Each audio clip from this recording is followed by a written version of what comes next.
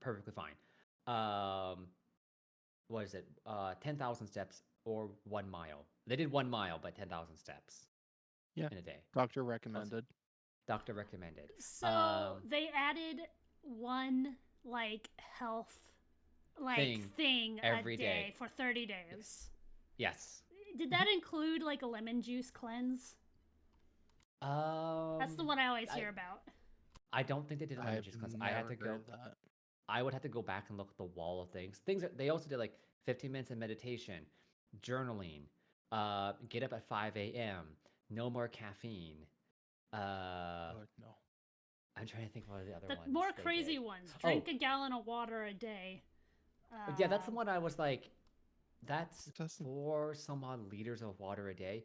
Your body is, you're just gonna, it's so not good for your no, it's not good kidneys. for your kidneys at all. It'll overwork them real bad. Well, Yeah. it's also like Also, if you you can get take in too much water, you can get water poisoning. you can Yes. get water poisoning, and also you can end up salt deficient. Yeah. Yeah, which is one thing. So they actually did a body scan at the beginning of the video, and they did one at the end of the challenge. So one dude lost 2 pounds. A half pound of that was visceral body fat, and he also lost like half or a tenth of a pound of muscle. The That's other not good. guy lost 14 pounds.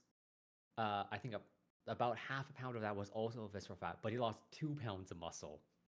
Oof. Yeah. That's Yeah, not Not good. not his good. body ate his own muscle because basically they weren't getting, they were constantly going without any rest days and weren't eating enough or like basically keeping proper nutrition that they just, their body just basically ate itself in 30 days. Sounds about right. It's like no, I'm done. No, don't do I'm this. done. Yeah. I was like, oh I God. I need nourishment. So the lemon Uh, juice cleanse Gimli one is mm, you just drink lemon juice water and nothing else. No food, no nothing, and it's supposed to cleanse the toxins out of your liver, kidney, something like that. I'm not sure. It's not good for you, and don't do it. it doesn't sound good for you. It No, cleanses the toxins out of your I uvula. might as. it I mean, you probably. know what I might as well do is fucking get my lemon water, dump in some activated charcoal, Yeah, and just fucking have an enema and call it good. yeah. A caffeine enema. Just go whole hog. Yeah, full on coffee enema. Well, I mean, at least Destroy with your the activated microbiota charcoal, it'll take out the literal toxins. and all the bacteria you need in your intestines too. Those all go out. Yeah, but I mean, if you like drank some poison beforehand, you'd be good. Yeah, I guess so. Health crazes make me cringe. As we're waiting for Fry, also something I found out. Hmm. Uh, so there was I found, I don't remember how I got this rabbit hole reading about it, but I was reading about how old societies treated like poisonings because Mhm. arsenic poisoning and stuff was a real thing back in the day because it's arsenic's just a metal that can appear in the soil. Yeah. Apparently, it was like it might have been Egyptian. It was basically like goat hair and a gallstone you would swallow if you Oh got yeah. poisoning. Yeah. And they found out like later on as we researched it that like basically it acts like activated charcoal. It just sucks metals out of your Are you intestine. are you talking about the Bezors or whatever those are called? Yeah. Yeah, but it's like a mix of the Bezors with like goat hair and a bunch of other stuff, and it has so much surface area that if you ate something poisonous like arsenic or something like that, it actually just chelates it and sticks it to that, and then it just flushes out your system. Huh. So Yeah, Hey, Fry. basically, we Hello. gotta Yeah. go find Hello. some Hello. overweight cows, get the gallstones, and then we can deal with poisoning.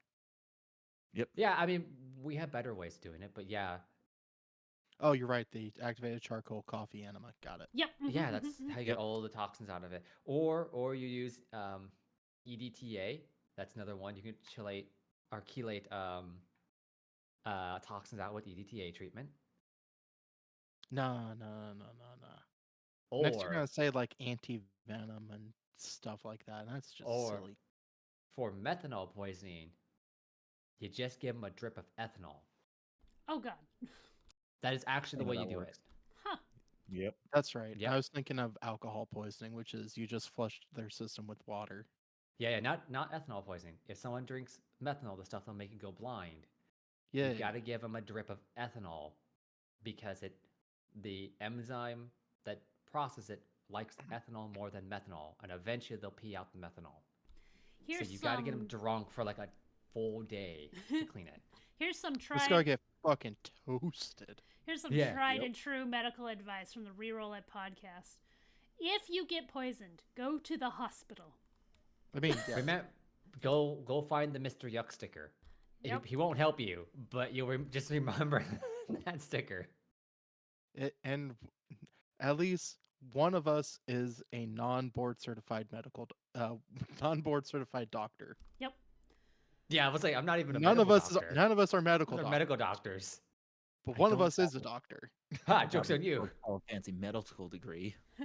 I am really happy that Fry muted his audio before blowing the cat hair off his mic.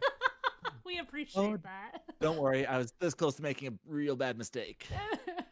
Oh, there was I'm a a- great way that Phil got to come into the chat today. Oh, that was yeah.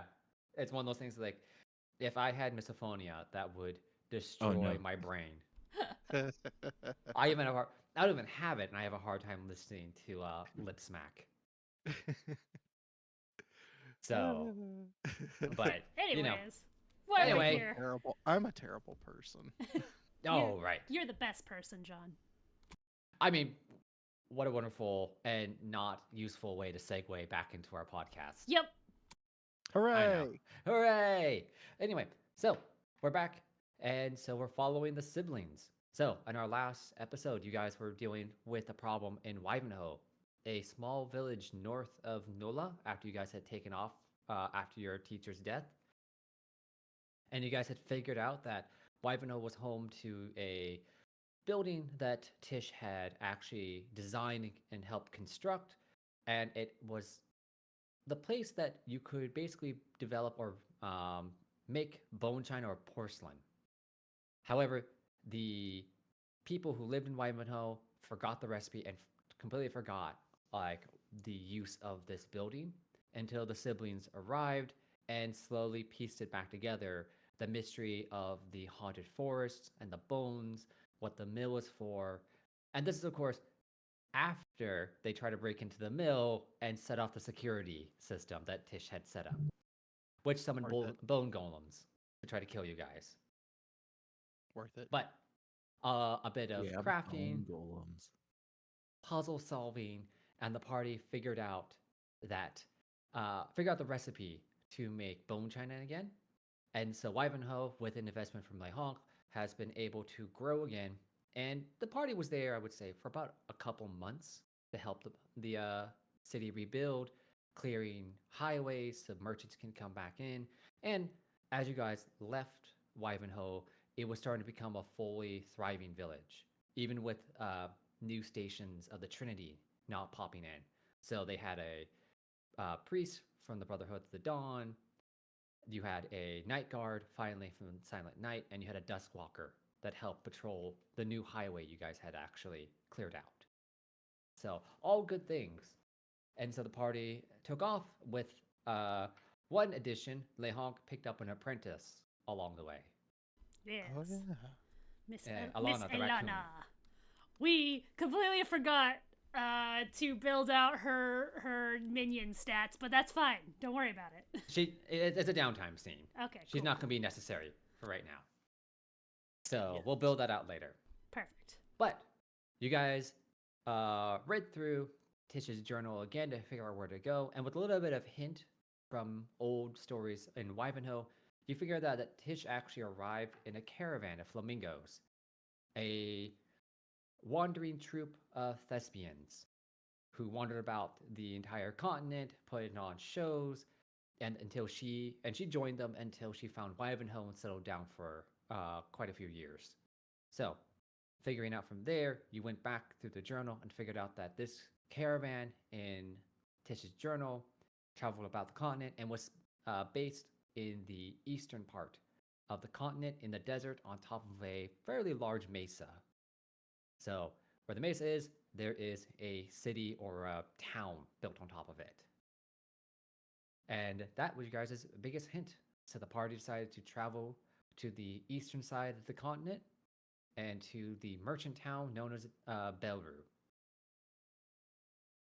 So, Belroux, not to be confused with Belroux. Belroux is the market inside Belroux. So Belroux is named for the market. Ah. That makes Like sense. Belarus, but without the oos. No, not the Us, just Roux as in Bell and then ROUX. Oh, okay. Like a roux It- for cooking. Like a roux. It is, yeah. Like Beautiful a roux. Frenchy French. Like Frenchy French. Oh, Ha ha ha. Ha ha ha. So- That's how French people talk. Absolutely. Gee. See. 1 sec. Let's see. Let's. You live to make me giggle, Alright. don't you, Fry? Sure do. Well, Alana, let me teach you a little something on the road. It's called digging a okay. hole. Oh, this is my favorite lesson. How are you supposed to dig a hole when we are walking along the road? Well, you see, what happens is after you've consumed something, it needs to leave you. So you go find a tree and you dig a hole and you bury the stuff that comes out of you in it. And then you continue on your way. I think I know how to dig a hole for toiletries. I don't think it's that hard. Also, don't you just have prestidigitation? Can't you just like clean it and vanish it away? Wait, hold on. I just press a digitation to her butt. Poof. Like that? She looks, is like, well, it's clean now. Well, there you go. Never thought to use my magic that way. Huh. Never too old to learn a new trick, are you? Her butt is Yeah. now, even though it's covered in fur, it's now for some reason shiny. Like it's been polished. Y'all just let me know. I can also use spout to create a bidet. Wipe cleaned. Way God, more imagine efficient if I than- use spout as a bidet. I was about to say, it's not A like 5-foot cube of water. Man, when I'm not Whoosh. traveling with Roberts, it's only eucalyptus leaves. And I grow out a couple extra large leaves off my arm and pass them out. I don't think you're supposed to use that. They are quite soothing. I heard that the koalas eat the eucalyptus, but they can't digest it. Yeah, this is my revenge on the koala. What? What? remember he Yep. fought a koala and Oh no, I got that. I don't understand why him growing eucalyptus leaves is revenge. Don't worry about it. You'll understand when you're older.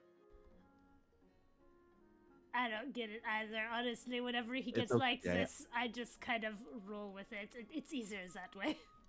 Wouldn't It's it be okay, more I revenge rolled to use too. poison ivy? Not on yourself. No. Well, who are we getting revenge on? Just What's leaving going on loaded- here? Leaving soiled eucalyptus leaves for any koala to find. They'll probably like get carried off by ants or some shit. Do Why ants do you eat have- shit? I had no idea. You know, I don't know, but you're just poking holes in my little fantasies. It's I mean, what what we're is the- supposed to do. I don't even think that this is the right climate for koalas. You'd be surprised where they pop up. I sure was. You do know that not all koalas are evil, right? Oh, I know, but I've only met the one. They pop up wherever chlamydia is. I Facts. tried to show them that they could eat the special fungus and then it would stop, but no. They're just like, no, if it's not eucalyptus, we just want to keep going. Fucking weirdos. Counter Yep. koalas that often?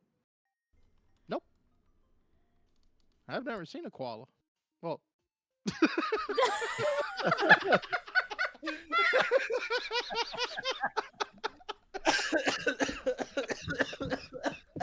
I got too far in the character. Oh shit.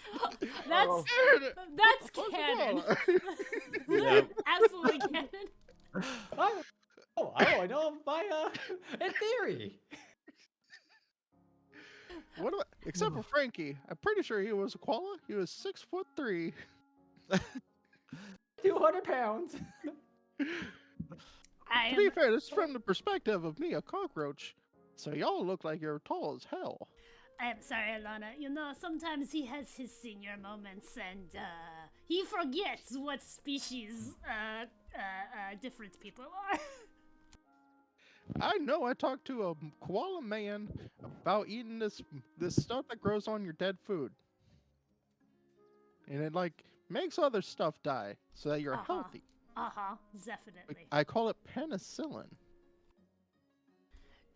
Layhawk is just in the background. He's crazy. Yeah.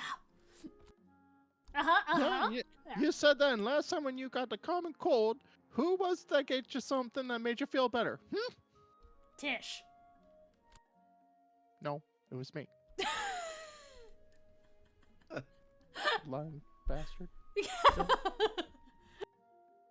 As you guys are walking down the road, Alana's just like, so you guys are supposed to be that crocodile lady's last students? Yes. Well, Yep. yes, we are. The I best swear. she ever had. The last and the best. I swear normally we're more smart than this, but I am very smart. We do much better with an audience. Huh. Okay. are you I've sure saved you the still entire want to village. Are you sure you still want to go and explore the world with us? It's not too late to turn back, I say, looking back at the village that's like maybe 50 feet behind us. We have been traveling had a for more weeks. chaotic- That's a long journey to head out on. If I had a more chaotic character, at that moment I would have like done something like pushed a button and had the village erupt into flames. Oh god. Oh no. Too late now. You Everyone mean you an love's evil, dead. You mean an evil character? Jesus Christ. Yeah, probably. Yeah. Evil and chaotic's kind of the same. Kinda. No, it's not. They're two sides of the same coin. No. You not remember the alignment matrix? There's a whole thing about it. No, Everyone knows alignments are stupid. we got rid of that. It's chaos is on the other side of business, just how straight is on the other side of gay. Mhm. Oh, okay. The alignment chart is business, neutral, chaos, straight, bi, gay. That's how Obviously. the chart is. That's the official Okay, so Paizo if I was chart. business casual, that puts me at business straight. Yeah, business straight. Okay, so if I wanted to be chaos casual, that'd put me Business as bi. neutral business. Yeah, probably neutral. business bi. Business bi. Yeah, Obviously. bi business. By business. Buy business, buy more stocks. Yeah, it's straight business, bi business, or gay business, and then you're the business. It's either you're straight, gay, or straight, bi, or gay, or you're straight chaos, bi chaos, or gay chaos. There's no in between. Everyone knows that bi chaos is the most chaotic. Yeah, bi chaos is the most chaotic thing you can have. Obviously. I mean, Then when you That- add in bi chaos casual, you're just fucking asking for Mhm. all sorts of trouble. just sounds like you're saying the same word 3 times in a row there. Yep. Well, bi it's kind of like a chaos- mullet. I'll say- Business no, up front, party in the back. Bi chaos in that little cube is if you put butter toast and you strapped it to a cat and you dropped it and it just spun. No fighting. Uh-oh. Every time we keep saying bi chaos, I'm just imagining somebody in the fucking stock exchange saying bi chaos. I need to get stock on bi chaos. Fry's No chaos. Fry's Chaos cats. dropping, so. Fry's cats are exuding by chaos right now. Now, by chaos Yeah. is Yes, the. they Oh are. God. Oh god. Yep, that's a new. It's by chaos is the rival to Safeway. Is Safeway canonic now? No, I'm We just gotta saying that. stop a merger against them and Fred Meyer's. Yeah, Or Kroger, I should say. against Kroger. So that way we. We've got so Uh, off the track. I keep walking down this road. I'm sitting enthralled by what Worthers is trying to say. Must be some kind of code. Just this whole sermon on this shit. I'm glad we started off so hard in our first session what discussing she by said. chaos or gay business. Yep. Okay, good. I'm glad. Anyway, but yeah, you guys are gonna be heading out. Like I said, heading east towards the desert. So to get to Belroux, it is probably about a month's journey by foot, just walking on the highway. And the entire way there are many restaurants. There are multiple different small towns you can stop in and visit with. So it's not like it's just a straight shot and there's nothing in between. It's just you have a goal, and that's the big desert city of Belroux, which basically lies on the edge of the Great Desert. So if you guys want to do anything in this intermediate time, you guys can. Like have a scene while you guys are traveling. So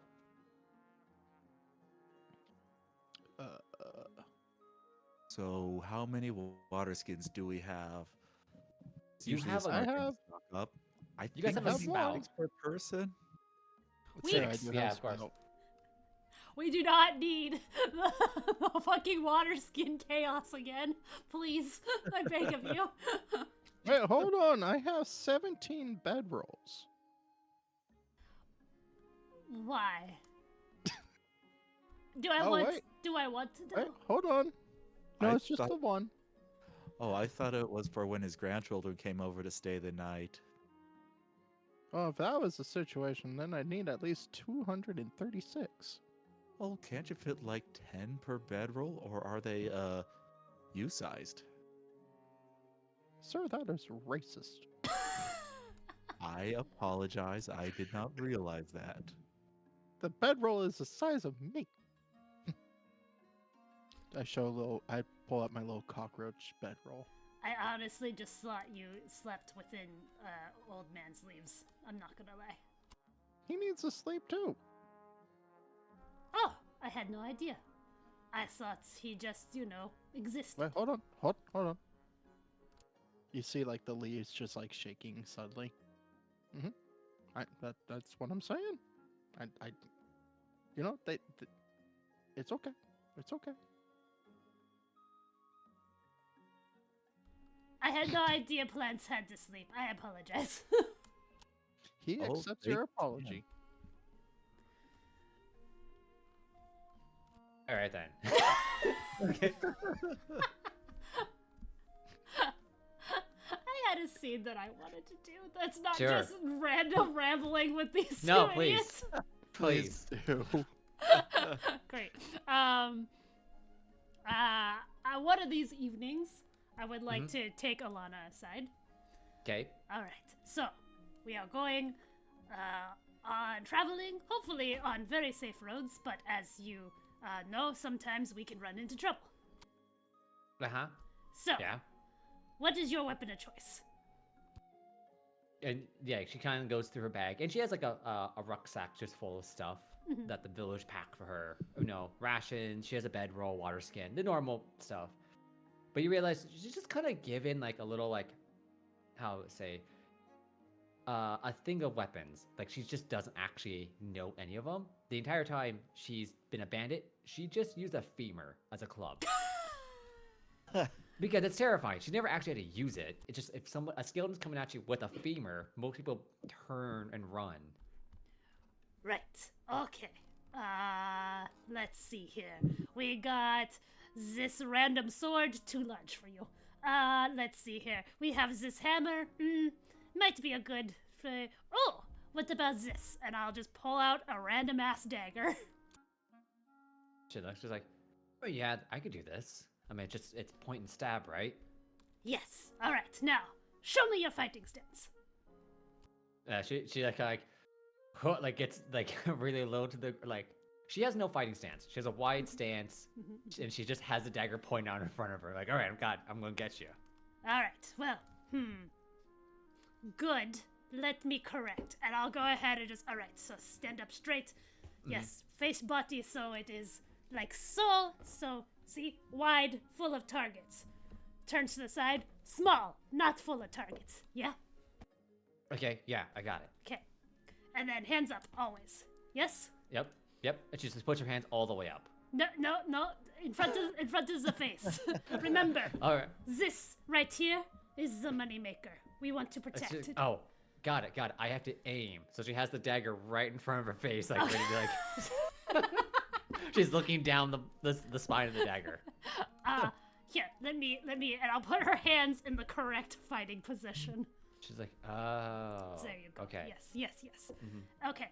Now, and I'll put my hands gently on her shoulder and be like, try to be as solid as you can be.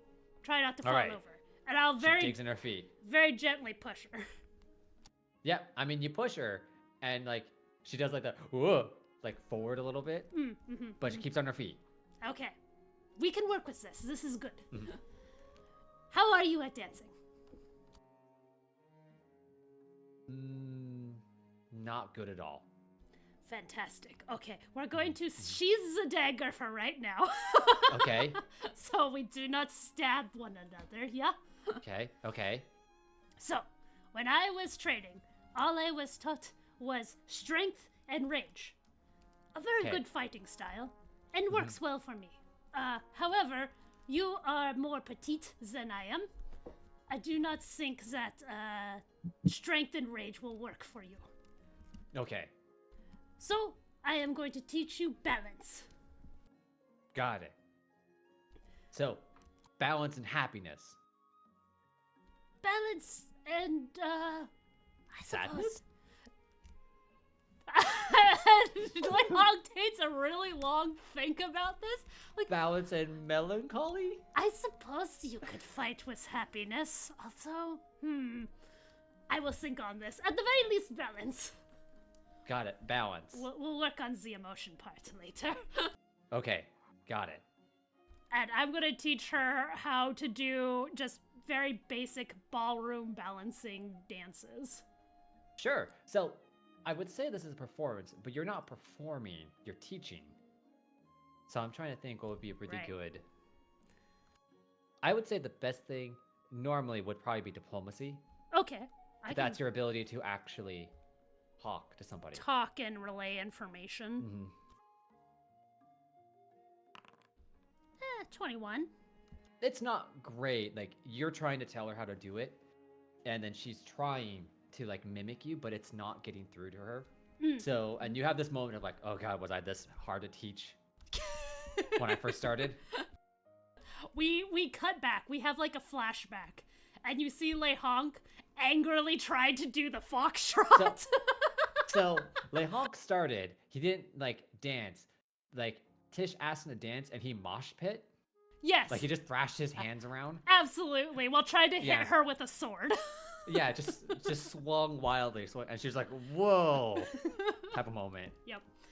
It's like, "Whoa, calm it down, kid. Yeah, take it down a notch." We flash back to the president, and he goes, "Yes, I was this hard to teach when I first started." Sure, I'm gonna say hers is like not the mosh pit, like anger thrash that you're doing. I'm trying to think of something that is just not the best way of dancing. You know, when you first start going to school dances around middle school, and you're very clumsily like, yeah, I'm doing it, and you're having a great time, but sure, everyone around you's like, ooh, it's that. Okay, yeah. That makes sense. I was considering that, or to the twerk level. Either one, not being the best at dancing. Well, she's just twerking in the middle of the road? You're asking her to dance? You're trying to relay instructions, and somehow it turned into that. That's amazing. Yeah. That's how I imagine. Like, it's not working out very well. You're like, ooh, this isn't very good. All right. But he plasters on the fake smile. He's like, that is very good. This is only first time. We'll work on it. It'll be good. Yeah. If we get in a fight, you stay behind me. Yeah? Got it. I can do that. Okay, great. She's doing that. I know exactly what she's doing. Uh-huh. I'm just trying to teach her on the road. Is that instead of staying in one place to work, she's like bouncing backwards. Twerking, facing me and twerking while bouncing backwards. Yeah, she's going away from you, like she's going in a circle backwards. Yep. You're like, that's not what I mean. No, this is all wrong. I can show her how to bust the whip and nay. I'm sure you could. So, you try your best, but yeah, as a student, like, she's trying. She's doing her best, but you're also like, I'm not very good at this. I was about to say, this is his first time teaching someone. So, we're working on it. We're learning Yeah. together. You're having that moment of like, oh, this is harder than it looks. Absolutely. Robert's just grows his own chair and is sitting back and watching. Yeah, of course. She backs up into you. Yeah, she's not paying attention. Oh, I'm sitting down a little ways away because I know I've seen LaHonk in action. You need that space. You know not to I get was gonna close to say, him. you need to have some copper at that point. You better watch out. That shiny butt's gonna run right into you. Yep. That Usually have to pay prestidigitation extra for butt. that. Yeah. All right. So Well- yeah, you can try to teach her, and you've given her a dagger to practice on. We'll work on what her actual weapon choice will be later on. Mm-hmm. But yeah, the dagger is going to be just the basic practice one. Yeah. So, I will say after the attempted training and LaHonk parts, I will summon a little wood, rough dagger shaped, and just here. It might be a little safer to practice with this. At least to get started. She's like, oh, well, this is helpful too. So, sorry, in my head, now she's working backwards, but she's just stabbing at the same time. with her practice dagger. yeah. That's Dagger, yeah. exactly what's happening. That's Some wires are getting crossed at one point in time when you're in your lessons. it's fine. Yeah. There are people who are passing by on the road at this rest stop, and they're just like, okay then. She's twerking and like, hiya, hiya. Yeah. She's fucking doing jazzercise. Doing Taibo. Yeah. Typo. Oh my god. P90X. P90X. Oh my god. I Yeah. love this apprentice. It's great. All right. So, yeah, you can spend time teaching Lana actually how to fight and try and train her into fighting and whatnot. So, you guys, again, like I said, continue on the road heading towards the desert. And eventually, like I said, after about a month of travel, you guys begin to like crest over the hill. And then you can see in front of you the very vast desert meeting the like grassy plains. So like there's a very easy transition. You see you go from like the forest and you guys enter into a grassy area, and then it goes into like sagebrush, and then finally at the very end of it you can see the desert where like the sands are blowing in and whatnot. And then of course to the west you can see the Great Mountains and a very large volcano off in the distance. And then about 2 days travel, and then on the horizon you can see the city of Belroux, sitting on the edge of the desert. And you can see multiple caravans of merchants and people all traveling in about the city. Okay. Oh. Friday, you got something that you want to do before we reach town? Not at the moment. Got the little one that we're training dagger, and I'm just summoning watermelons for us to snack on as we head into town. Okay. then I'll probably have stuff to do once we're in town. Sure. So, as you guys get close to town, you can see that there are multiple merchants set up along the road. Looks like these are traveling merchants who maybe like do trade in one town, then move to the next town, do trade, so on and so forth. It's a pretty like common thing on the continent. There's no like centralized shipping outside the Duskwalkers, and they don't handle everything. Just if you pay them, they can send stuff out. And so we usually see carts full of different commodities. Some people have grain, rice. Some people have like barrels of fish they've caught off the ocean, have brought it in, so on and so forth. And a lot of people are set up outside the walls of the city. And when you get to the walls, you see a couple guards of the Silent Night, like checking people's paperwork. And you guys can just hop in the line. Yeah, we go ahead and hop in line. Sure. We You have get in. paperwork.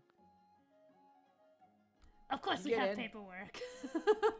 And then there's a couple of lemurs, like standing guard, checking people. And it's your guys' turn to come up like, all right, do you have your guys' city pass? Monty Pass. I hand him Okay. a watermelon. Oh, the city pass, and I'll like pat the pockets of my biker's jacket that Layhawk is wearing. I must have left it in my other biker's jacket, but between me and you, my friend, can we just not forget it just this one time? And so lemur, Monty Pass. one of the lemur guards look at you and be like, yeah, I'm sorry, you gotta have a city pass to enter in right now. Why is that, my fellow? We've been having trouble with, how should I say it?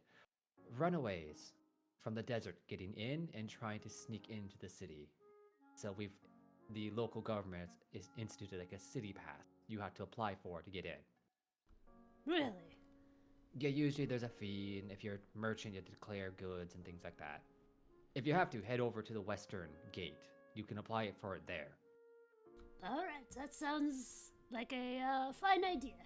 Shall we, gentlemen? What the hell was Werther's holding up? Just like a leaf?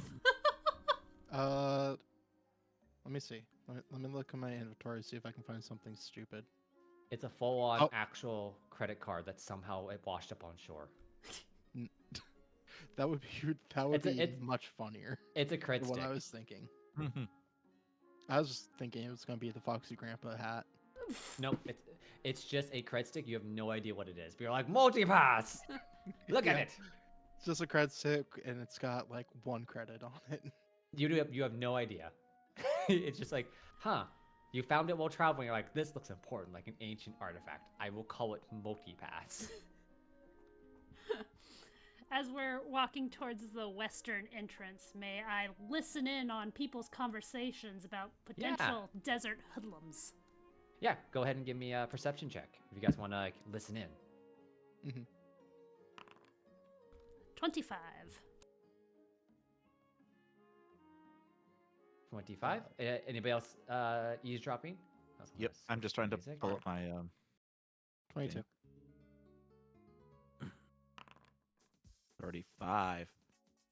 All right. So 25 and 35 are good enough. So what you guys find out is like you guys head towards the western entrance, and you might stop a couple like traveling merchants. Maybe you grab a loaf of bread from somebody, and you hear from various merchants discussing like, yeah, we have to pay a tax to get in. Either like we have to pay it or to give up commodities, and there's a wait list to get a city pass. This and that. And so it's a bunch of normal people complaining that they can't get one. And when you hear that, it kind of makes sense why there's so many people on the outside of the walls. Because Belroux has the market Belroux, which is a grand market that a lot of people go in to do trade. But you're like, if that's true, then why are there so many traveling merchants stuck outside the walls? There's a wait list. Yeah, there's a wait list, basically. You're like, okay. And you figure that out, that there's a wait list or you got to pay buco bucks to get in, like an entry fee. Okay. have- I'm gonna get in line. Yeah, yeah. I'll go ahead and follow him to the western entrance. Mm-hmm. Yeah. Are there any So- trees near the walls? No, they've actually been cleared out, so you actually Oh. can't get near them. Also, this is a sagebrush going to a desert style of terrain. There are very few tall trees, Okay. and the city was smart enough to not have any of them grow next to the city walls, so someone just can't climb up and hop over the wall. Nerds. Mm-hmm. They're smart enough that way. Yeah. But yeah, you guys get in line, and eventually you can wait for a couple hours to get into the actual office, where there's another guard. But this one isn't part of the Silent Night. You guys know this because of the uniform the Trinity wears. This seems like this is an actual like city guard, someone who is not part of the Trinity, but just part of the city itself. Okay. So it's a box turtle who's like actually doing work, and he calls you guys up. Yes. I would like to apply for a city pass under medical. He's like, a medical city pass, okay? And what is your condition? I am a doctor, so I'm here to treat people. Oh, professional pass, yes. All right, are you here trying to serve the sick? Very good. And are you part of the Trinity? Nope. Okay, that makes credentials more difficult. Okay, well, if you can wait, because currently we have our slots for physicians and apothecaries filled, and that wait list goes, next one expires in 2 weeks, or you may expedite it for 15 gold.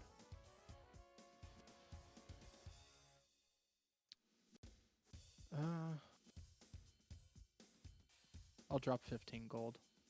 Sure. So you drop 15 gold. He pays it. He hands it off to another city guard who puts it into like a lockbox. And the turtle like signs a few scripts, stamps it, and then hands you a city pass.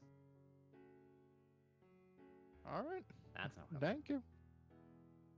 Or also, what would it be to how much is it for my assistance?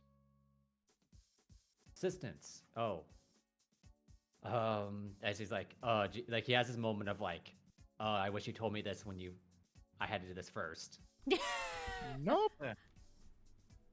He's like, I mean, assistants aren't usually allowed to be attached to city passes, so they'll have to apply independently. No. Okay. Good luck. And then I'm just gonna trot away. Mm-hmm. Oh, Werthers. Very, I tried. very, very helpful. Oh. All right, find us a pub, save the seats. Okay. Yeah, and so the turtle looks at you guys like, you guys would like a pass? What would you like? Yes, please. I would like 2 passes. 2 passes. And your profession? Reason of visiting? I am the Dread Monk Roberts, and I'm visiting on pleasure. And so he stops and he's like, the Dread Monk Roberts. Yes. So, I had to think about this one for you guys. So the person who would share this would have been Lehonk. Now, Lehonk, Yes. did you tell anybody, or when you traveled, did you share the stories of your siblings? Did you do like the bardic like dandelion thing where you made song and dance, and then we went to bars and spoke song about your siblings and what they did? I would have asked permission from Werthers and Tamias if I could. So would you two be comfortable with Lehonk spreading songs about your adventures? Probably.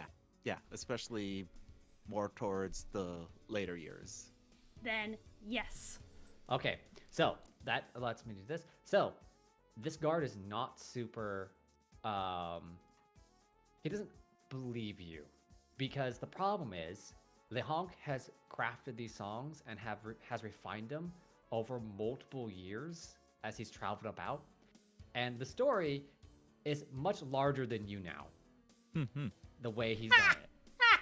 It is. It's so true. Yeah. So Yeah. he's done the very bard thing of talking you guys up to the point where like you are grand figures to most normal people, and you're like, I'm the Dread Monk Roberts, and you're just this chipmunk without an arm. And this Yep. guard just like, you're the Dread Monk Roberts, huh? Like he looks at you. So you're gonna need to give me a diplomacy check to try to persuade this Ooh. guard to make you believe you're the Dread Monk Roberts, unless you have something that is like that is the thing that makes him the Dread Monk Roberts. I have something.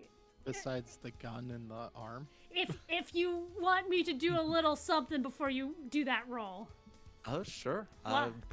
While he's talking, I'll go ahead and cast Uplifting Overture. Okay. I believe. Let's see here. This counts as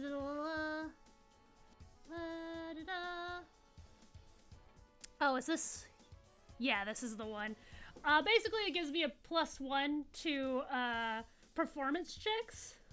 So basically, as I see Robert's like floundering, I'm gonna say, "My good man, do you not recognize him?" And I'm gonna basically bust out into my performance. My very good friend is the Dreadnought Roberts, who fought against the courageous. Okay. Koala. Okay. So this is one thing also I wanted from Lehonk. We know Lehonk is a dancer, but probably as a bard, he does he play an instrument when he dances? It better be an accordion. That's Is what it the I'm imagining. castanets? God, I want to say yes, but honestly, I haven't thought of a good instrument. So may I ask for suggestions from the other two? Yeah, let's do it. Accordion. Accordion? Vuvuzuela. What, No. What's the pirate version of the accordion? What's the one called? Oh, the squeeze box? Oh, the cantina. The cantina? Is that this like a little teeny tiny accordion? Yeah, it's one that looks like an octagon. Yes. Yeah, it doesn't have as many keys as an accordion. That. So you just hear Or the I think it's a cantina. Let me you double just check. hear the do do do do do as he begins the Dread Monk Roberts I song. would- okay, I'm gonna look up what that's called. Yeah, toss it in the chat when you get a picture of it. So, all right, Roberts, roll me a diplomacy check with a +1 because you get the aid from Jacques or Lehonk to give you this bonus. Concertina. That's what it was And- called. Oh, Constantina. Yeah, when Honk Constantina. goes got into it. song, I think I do catch on, so I do some in my armor as well. Sure. And +1 circumstance. Hey, 19. Terrible. So, this guard wasn't super believing you at first, but with Lehonk starting to play, and then you rolling a 19 on this, and he's just he's a little bit more receptive to the idea that you're actually a very famous adventurer to this, and he's just kind of like, so what's a famous adventurer story trying to come into Belroux for? I heard the market has some fantastic sales. Also, something about pistachios? I'm sure someone can enlighten me on what those are. Pistachios, okay. And he turns around to talk to one of the other guards as they chit chat back and forth at each other, and just kind of huh, okay, yeah, we can let you in. I think we can make exceptions to legendary adventurers Oh, to enter thank the you. path. I think you're not going to cause any trouble. and does my big brother come as well? And like now he like leans back in his chair. He's like, "Your big brother?" I just glance up at Lahong. I'm still playing my Casatina. Concertina. Constantina, yeah. excuse me. And he just kind of like looks. He's like, "Your your big brother is the goose playing the concertina."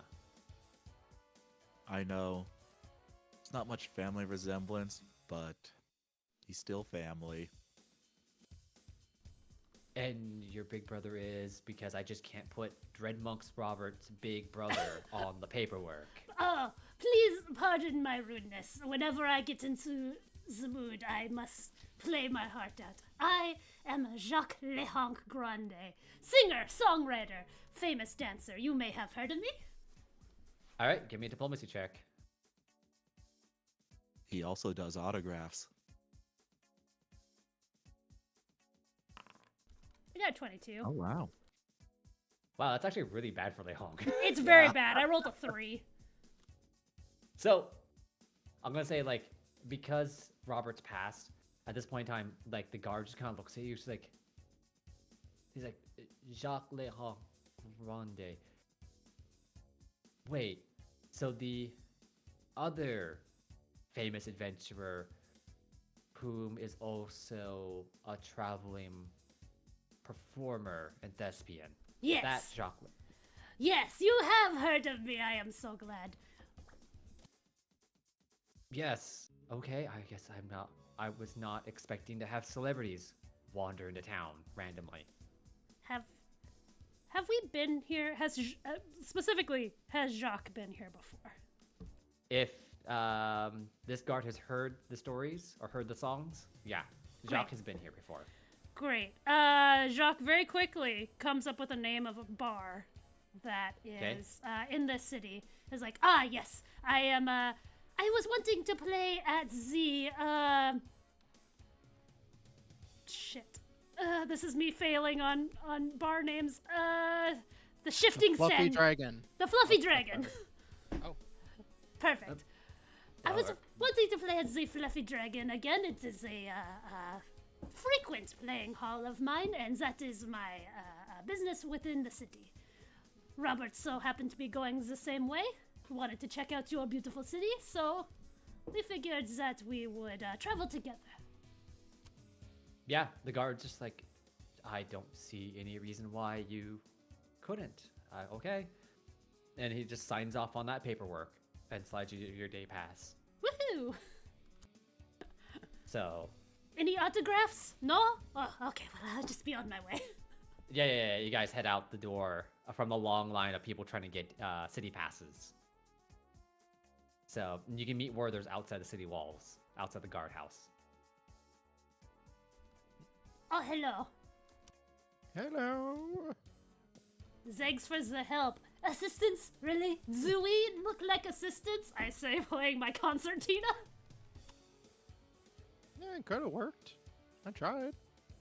You I did, am good at carrying the bottles. you did give it your best, yes. Plus, if you guys do assist me, my work can get done faster. Do we also get employee discounts? On top of your sibling discount?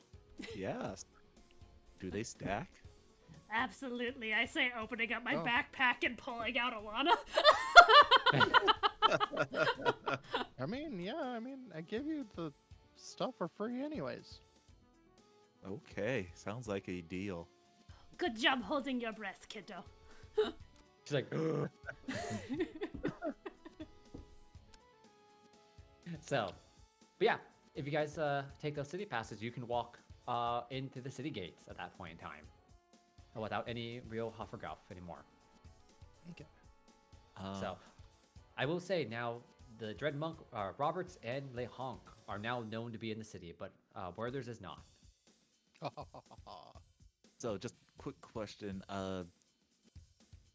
So the people standing in line, is it hot and sunny out right now? It is a desert, yes. Okay. I will provide some shade on our way in, and I'll. Where'd it go? Grow a tree. That's exactly what I'm doing. Oh, there it is. Immediately gets tackled. Yeah. Yep. Look, Not- there's a tree. no, Fuck him. Not next to the wall. Get but- him! Yep. I just drop a tree on my way in, providing a little bit of shade. Oh, sure. Everyone's a little confused by why there's suddenly a tree in the middle of the way, but they're like, oh, okay, well, this is nice. Oh, they So- they done some new decor. Okay. Well, isn't this pleasant? Mm-hmm. So, but yeah, you guys enter into the city of Belroux. So as you guys walk in through I think it's like, I will imagine like sandstone walls of the city, you're greeted by a very bustling city. It reminds you a lot of Nola. And as you guys like enter in even farther, you get to the Grand Market, the thing that this entire city was built around. And it is noisy as people are talking back and forth, hawking wares, just trying to get people's attention, wanting to buy this, wanting to sell that, so on and so forth. There's even like a rudimentary stock market as people are buying commodities and trying to bet on the price of certain items. So it's a big and crowded area. I turn to Alana and say, "You smell that, Alana? Take a big, deep whiff." She's like, I was like, oh. Yep, that is the smell of unwashed bodies, vomit, and probably animal shit. And Sure it's just piss. Are you sure it's just not that guy? She points to the dude in the side of the road asleep. It's probably that guy, yeah. Okay. I'm gonna cast Prestidigitation on him. He's squeaky clean now. Just like Just like all of our butts. Like, you cast prestidigitation on him, and he just goes, "Ding," as a nice shine goes across him. there won't be a dirty butt within 3 square miles of here.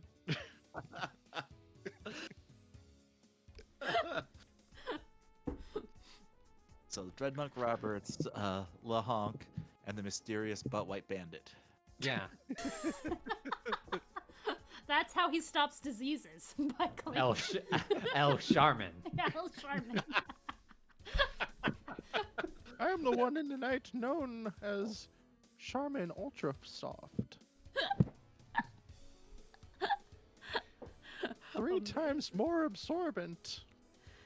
I can't remember from last time. Do Yes. we know what we're doing here or not yet? This is the main city before you head into the desert. So it's one of those places that, like, none of you, even Lei Hong, have actually traveled into the desert because there's no real reason to go into this place because there are small towns in there, but a lot of them are trading towns. So, like, they're just there because people go into the desert to collect, like, minerals or they're looking for prospecting, so on and so forth. Like, this, and there's another city on the other side of the desert that you guys may have stopped by, but in the desert, not really. There's gold in them sands. There's gold in the sands. Okay, so we are stopping for supplies here in Belroux. Belroux, yeah. You're stopping for supplies and information because you know that the city or the town that Tish stayed at before, like the home base of this traveling thespian group, was on a mesa. But again, none of you have been in the desert itself, so you have no idea where this mesa is because the desert's actually fairly big. Gotcha. Okay. So, and it's not like you can go like look out the window and like, oh, there's the big rock formation. Maybe I should go out that way. Because one, even if you did see it, you have no idea the distance. So it could be weeks travel to get there and you would die in the time being to get there. Or it's not there, you have no idea which direction in the desert to go. Gotcha. And we just get lost and die. Yeah, exactly. So basically this is like, hey, people go in and out of the desert and come to this market because people traverse the desert, like caravans do, to get to the other side for mercantile.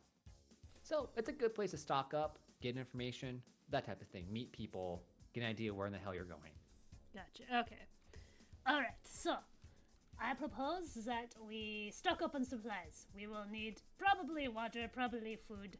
How do you guys feel about hiring a guide? Is that something that we are interested in? That's not a bad idea. If we're gonna do that, though, I'm gonna need to make some extra coin to cover my cost of supplies. I think I could probably make some extra coin. There is these plates that we got from, Wyvenhoe. Wyvenhoe. There's the plates that I got from Wyvenhoe. We could sell those. I'm sure we could get a pretty penny for them, considering how durable they are. Perhaps the ruling class here would be interested. Throw a couple pretty pennies our way. I am here professionally, and I do intend to follow through on my professional duties. Wiping butts? No. No. What's wrong with you? What? I just seen you clean every butt that has passed our way.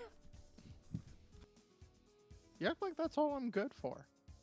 I appreciate you for the concoctions that you make that make me stronger and healthier. I also appreciate the cleanliness that you provide to our party.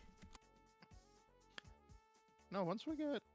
I'd say after we get settled, I'm gonna go... probably down to the, slums and do some, medical work. That is very kind of you. I will, try and get us some more coin, for supplies. Any plans, well- Roberts? There is a lack of trees here. I find that a little disturbing. It is the desert. They generally do not do well in the desert. So- I know. I will say that in Belroux, the reason why the market and everything has set up because there are actually a couple natural springs here. So you guys walk through, there are a couple, like an oasis. There's like classic palm tree around the actual water sources. So, and they basically have built an aqueduct that allows them to transport water around the city. Okay. So, yeah, whoever wants to go first. I shall. All right. Because mine's kind of multi-day. That's fine. That's Yeah, what I'm this is planning. one of those things that there's no real time limit for how you guys are going it. I'm doing this free run style. Time is kind of a nebulous thing you guys are working with. You don't actually have like a due date. You have to be at the mesa. So time will just skip. So it's been a month since you left Wyvenhoe. Yeah. So what's an extra few days? All right. Mhm. With that, I'm gonna put on my unmemorable cloak Got it? or mantle, and It says I will not be... so sexy, Grandpa. Yeah, I do have to take the hat off. Yeah. Well, no, Unfortunately.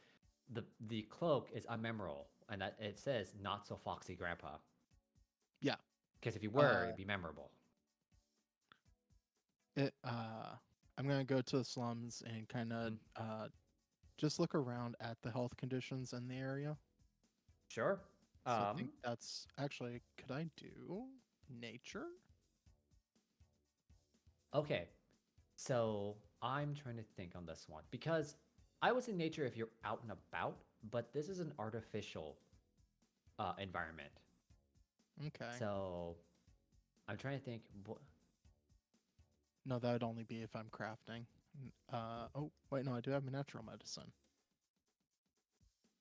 You know what? Oh, because you have natural medicine, you can roll nature instead of medicine, right? Yeah. Yeah. Okay. I That's was what gonna say it's thinking. yeah. I was gonna say it should be medicine, but because you're natural medicine, you may substitute it. Yes. Go right ahead and roll nature check. Yeah, 31. 31. All right. You actually kind of, funny enough, you skip actually a bit of the story beat for a long ways down, but this is fine. Haha. Speed run. Yeah, it's okay. This is actually really fun because it lets me set up a few things. So, Werther, you head down into basically the slums, the lower end, and you understand it. How this works is that closer you are to the actual freshwater springs and the actual oasis in the or in the town, that is the more expensive region of the city. So if you follow the water of the aquifer, the farther you get away from the oasis, the poorer and poorer the regions get until you get to the edge of the wall where the water drains out. And very obviously, this is the thing that like in the slums, they get the last bit of the water and it is very dirty already. This is from people dunking their hands, washing their hands, getting pots. So it just has like random soil, dirt, gunk from people diving in and grabbing water.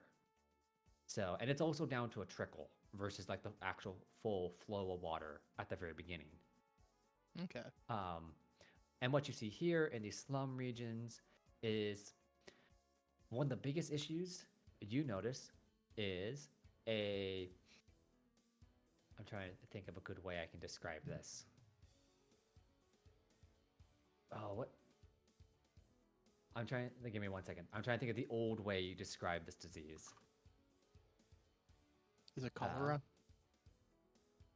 Yes, but it's something else. What I'm trying to say is you basically see dysentery. Oh, okay. Yeah. Yeah. So you see that pretty often in this. And a lot of people are suffering this. And the other part is that what you notice, which is really strange. And in the slums, of course, the housing's smaller. They're more tightly packed. You see a lot of people with a breathing disease, but you're not quite sure what it is. Okay. Well, as I'm going through, I'll probably take up a swab or I'll probably like pass by some rando and just be like, "Hello, I'm the doctor. No one. Would you mind if I get a swab of your mouth?" Yeah, one of them just like, sure, I guess. And he opens his mouth. Yeah, and I just do like a little swab and put it away in one of my ampules. Sure, that's fine. But, yep, you can say that there's two diseases currently rampaging the slums of the city. Okay. When I go to like the main water source, is it just a well, or is it like No. a fountain? It is basically, you want to imagine the aquifer runs in a straight line. So if you were to look, like, let's say you were to poke your head out and look where not the aquifer, the aqueduct. You were to look, and in a straight line, if you were to follow this, it would go right to the water spring.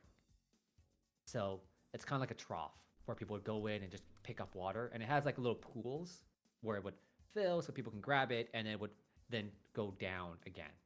Like the old aqueducts of Rome. They're kind of Yeah, just that's open what air. I was trying to think. Very, very classic, but it's very much a straight line with some basic collecting points so people can get water, and then would flow down to the next point. How many gallons do the collecting points hold? It's enough for a local area, so I'm not going to give you a precise number. Okay. But imagine like a kiddie pool, like one of those like fairly large 6 or 10 foot kiddie pools that are about a foot deep. Okay. So same as like a backyard pond, about that size. A fair amount. A fair amount of water pools in it. Then what I'm gonna do is I'm gonna actually I'm getting ahead of my thought process. After taking stock of that, I'm gonna head back to the market and get some chain and a steel pipe. Oh, okay. Yeah. Knock off like 5 silver for a nice chain and steel pipe. Okay. Then the following day, I'm gonna go out and do some collecting out in the grasslands. Okay. Just to get some stuff to make some vaccines and anti-plague. Sure. Just your basic, because that's part of your daily preparations. Yeah, I don't have enough gold to do an antidote quite yet. But I'm specifically gonna. I'll probably do mostly vaccines and try to, or I'll do probably more of those elixirs of life, Okay. just so that I can sell them. All right. Uh, So, Then I'm gonna spend 20 gold, and I'm gonna craft a purifying spoon. oh, very fun. Yeah, yeah, that's a success. So if it's a success, It's a critical success. So does that mean I pay the Yes. 10 gold piece?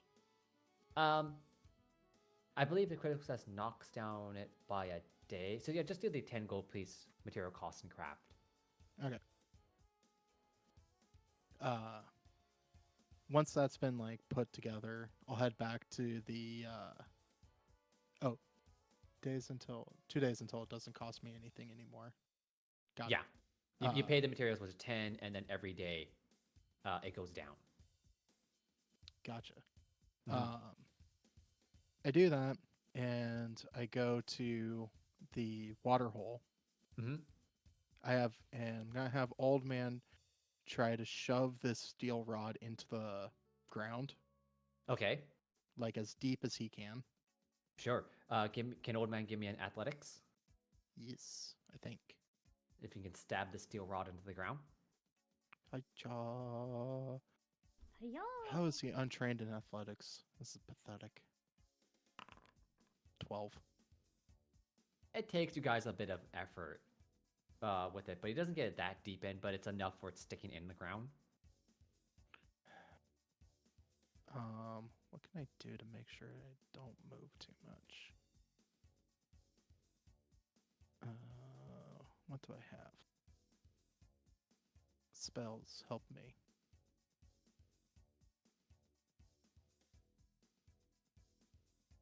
Oh. What if I wet the ground with a like try to low power spout Mm-hmm. and wet the ground to see if we can push it deeper as if it's like turns to mud or clay? Sure. Roll me it again if you're gonna give me a spout. Okay. We'll take the Oh. higher of the two. Fuck. Yeah, it's hard to get this pipe deeper than maybe a few inches into the stonework of the city. Bummer. All right. With that, I'm gonna use my repair kit and affix the chain to the pipe, Mm-hmm. and then affix the chain to the purifying tablespoon, Oh, okay. Yeah, that's a smart move. and basically, like carve into the stonework something that says drinking spoon. Mm-hmm. So just Uh, yeah. So that will leave my inventory. Mm-hmm. I honestly thought you were going to throw the spoon into the well so it could just Same purify here. the But- water. That's why I was asking how much, because it can only purify 8 gallons. Oh, I see. It's more than 8 gallons. Gotcha, Yeah, gotcha. that's why I was like, I needed a number. If it was 8 gallons, Perfect. But that would have been perfect. But yeah, after that, I'm gonna more or less just set up a mobile clinic and just do like vaccinations and checkups on people. Sure. And like on my off time, I'm just selling my elixirs of life lesser All right. to try and make some money. What is so for the elixirs? Is that just a nature? That's based on your That's nature my skill? daily crafting. Okay, so I want you to roll me crafting to see how much money you make off the elixirs. Okay.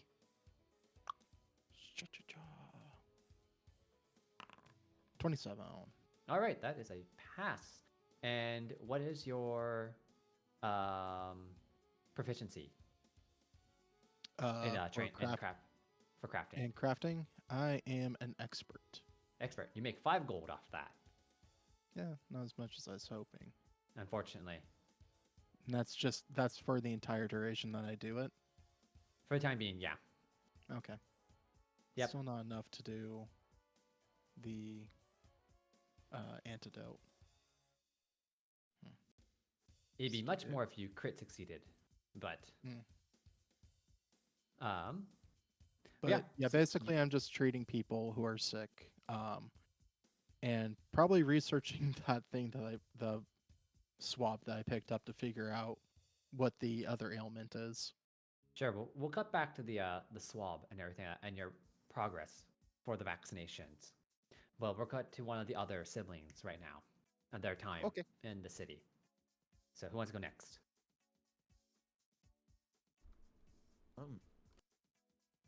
Yeah, let's see what Roberts is Okay, up to. Roberts. I was about to say, What are you doing? Fry made a noise, so he goes. Yep. Sorry, I was just collecting my thoughts. So yeah, after the party splits, and Roberts is kind of like, well, okay, I guess I will go look into pistachios. Check out the market. Yeah, you head to the market. And like I said before, it's a big, noisy market. People are selling, buying, everything. And basically, if you want something, you can find it here in the market. There are many, many traveling merchants coming from all four corners of the continent to sell their goods here. Because this is one of the major marketplaces on the continent. Right. So, yeah, you can go to like a pistachio salesman. And yeah, you meet an otter who has a thing of various seeds and nuts he's selling. So, Ooh. I have heard about something called pistachios here. Rumor has it they are fantastic. Can you enlighten me on this, good otter? oh, pistachios, yeah, we got them. They go hot though. They're fast. You gotta buy them like sooner rather than later, or else I sell out of them pretty fast. Do you have any right now? I do. I got a few pounds left. So, but I've been selling out pretty quickly. I'll take them all. Sure. So, if you can we'll add 3 pounds of pistachios to your inventory. All right. That's Which his is- rations for the dresser. It's just 3 pounds of pistachios. Yep. Yeah, we'll add them as like a week's rations, but we're gonna put them as pistachios instead. Amazing. So, yeah, he scoops you up, bags you up all the pistachios he has left in his stall. Thank you. I'll crack one open, just see what it's all about. Oh, and how much? Yeah. Oh, just buy a ration. Like how much one ration in the game is. Oh, okay. A week's worth of rations is what you just got, but we're just calling it pistachios. Okay. Cool. But yeah, you crack one open and it's a pistachio. It's very good. Oh, that's nuts. I'm glad I got the opportunity. Thank you. Yeah. Wait, where you come from? They don't actually have pistachios? Now we got more acorns and peanuts. Acorns and peanuts. Ugh. Have you had the honey roasted peanuts though? Honey roasted peanuts. I got them right here. What are you talking about? He points to a bag. You want honey roasted peanuts? I got smoked peanuts. I got smoked almonds. I got chili almonds. I got lime almonds. What do you want? Oh, can I get a pound of all? You can add another another week's rations and just call it various mixed nuts. Okay. Different flavor peanuts. Yeah, just so many different nuts.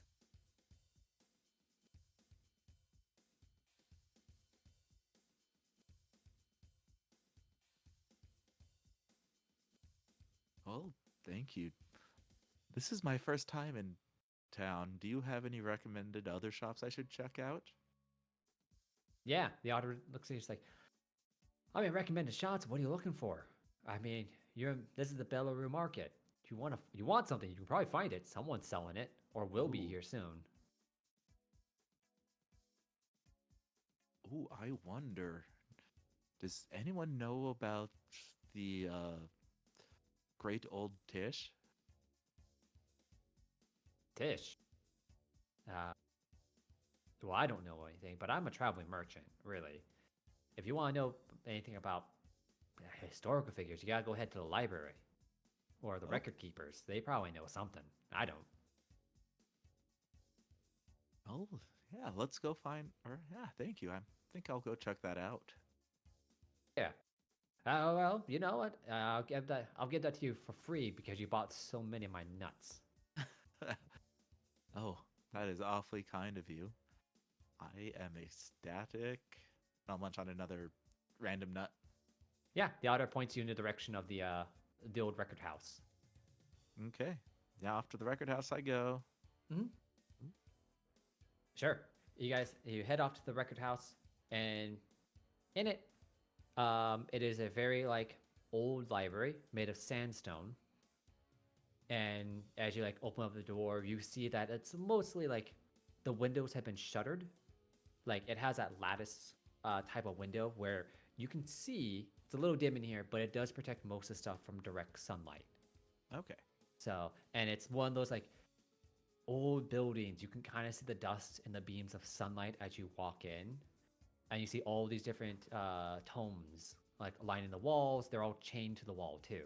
So it's a classic chained library. What did all these So books do to deserve jail?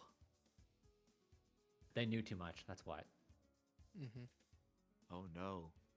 Maybe I should end my quest for knowledge then. I don't want to join them. I have places to be. All right.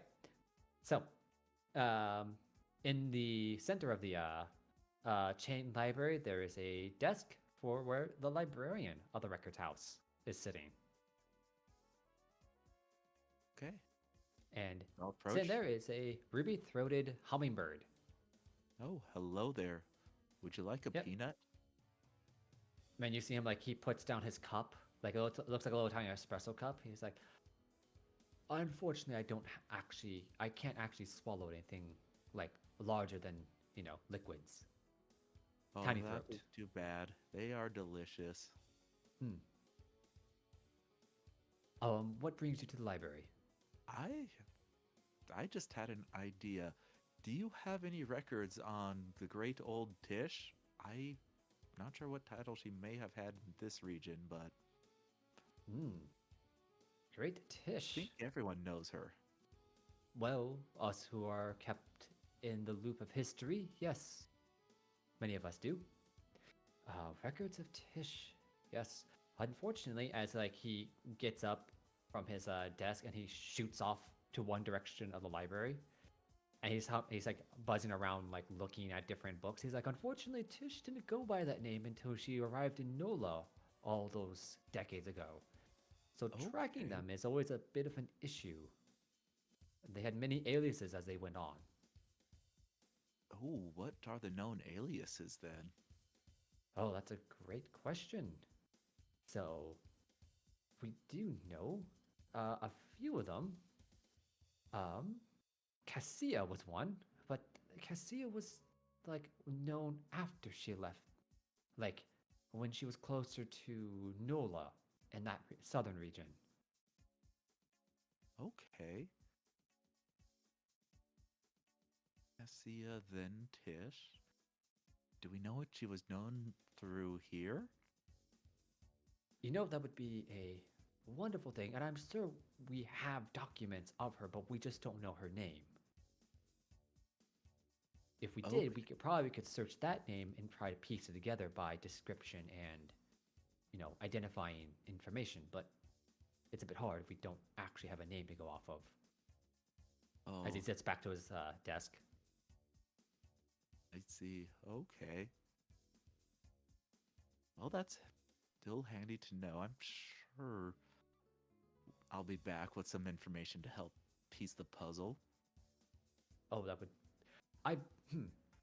As he's like drinking from his espresso cup, he's like, I'm sure if you somehow figured out the mystery behind Tish's alias here while she was in passed through Belroux or this area, I'm sure that'd be a grand paper to publish in our history. But many people have tried. I wish you luck. Oh, thank you. and I will summon a little Tish totem and hand it over. Oh, I'm sure we can put this someplace of honor. I'm not quite sure why you gave me a totem of someone who's alive, but okay. Ooh. News hasn't reached them. Oh. Brutal. I Be perfectly honest, you never told anybody, I believe in Wyvenhoe, that she's dead either. yeah. Nope. Roberts has all the ash still, right? Someone does. Whoever's carrying it. You may Probably- have it if you so Or not wish. Robert. Yeah. Oh, no. Yeah, sorry, I was thinking Werther's, but I mean, if we narratively say I still have the ash, I quickly check the urn, double check the urn, see if there's ash still in there. You pop it up like a cookie jar, like boop. Yeah, she's still in there. Um.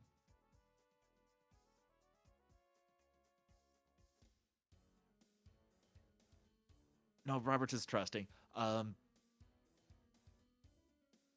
So I see word travel slow. So I bear some bad news about the Great Tish. Oh, She had passed. Insert appropriate time. and he's just like he was drinking from his coffee cup, and he just kind of like stops and stares at you for a moment, and he's like, "Excuse you? On what authority do you know that she passed?" I pull out the original summons letter I received at the beginning of the campaign. Yeah, and at that point in time, like the librarian just kind of like stops and wipes his like head of like, holy, like he basically now understands that he's living through a major world event right now. That it just hit him. He's like, oh Lord, we just lost a very important figure in the world.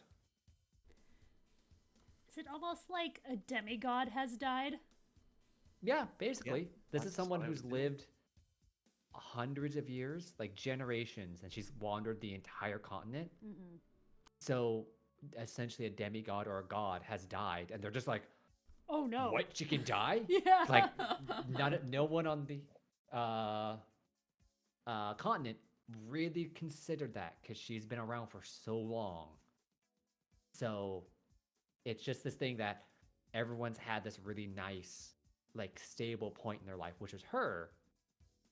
And they all knew, like, oh yeah, she's still alive in Nola. And now you're telling them, like, oh yeah, remember that crocodile lady that traveled around the entire world? Dead. And then yeah, she's dead. And he's just like, holy shit, she was mortal? Like, I still don't believe it myself, but Mom's ashes don't lie.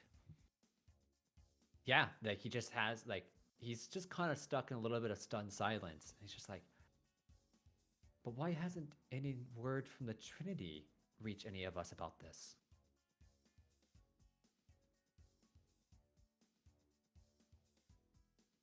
Would like to know that as well. They seemed pretty keen on holding on to her knowledge. Yeah, he's just like, the Trinity has actually fairly good messaging services across the continent. That this news should have arrived, well, months ago. Oh, maybe I shouldn't be telling you this. Or, so perhaps it is safe to keep it to yourself for now? And like, yeah, the hummingbird looks at you, just like, Trustworthy? he looks at you like, why? Like, I- we can't have everyone thinking the great Tish is still alive when she's actually dead. I do not pretend to understand their reasonings. Perhaps they are further in grief than I am. I have to actually contact the guild.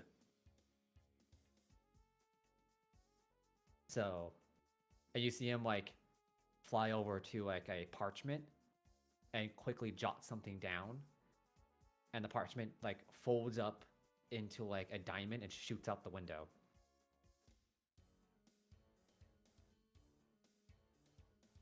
Okay. Th- Which yes. guild? So give me a society check. Oh boy. It's a pretty low DC to know what this is. So There it is. Hey, come on, -1. Perks of living. Oh shit. yeah, I was looking for a 15. So I'm actually rolling yeah. hot. So you know that any city that has a library and it's staffed, that person is part of the record keepers guild. So basically, it's a librarian guild or a script guild, and everyone who mans libraries or staffs them are trained by the guild, and all of them know each other. It's one of those things that like all librarians share the information they collect from their different cities and send them to a central library in the continent, and then that's dispersed back out to all the different libraries. So they kind of keep up with each other about news of different regions of the continent. So that way, normally, one side of the continent, if it's at war, the rest of the entire continent knows it's happening and has a record of what's happening. Okay. So it's very much a dispersed, how should I say? It is a dispersed system of knowledge that these guild members keep. And the idea is if one records keeper or one library goes down, you can re-piece back the information from that library from all the other ones because they all share constantly. Gotcha. And they are independent from the Trinity then. Yes, this is an independent guild. These are a Okay. bunch of librarian nerds who are like, our entire job is to record history and preserve knowledge. We're not really in the business of making history. We simply observe and record. Okay. Okay. So they train like scribes and librarians. I have a quick then- question. Huh. Did you say that the Trinity has not informed anybody? Yes, that's what you Okay. get from this librarian. He's confused because Roberts told him that Tish died months ago, and he's dumbfounded because like this is world news and none of the libraries know about it. And that should have gotten to here by now. Right, and he finds it very strange that Nola has a library, but he doesn't know about it from the Grand Archives, and the Trinity hasn't said anything. So that's why he was dumbfounded when Okay. Roberts told him that Tish died. Okay.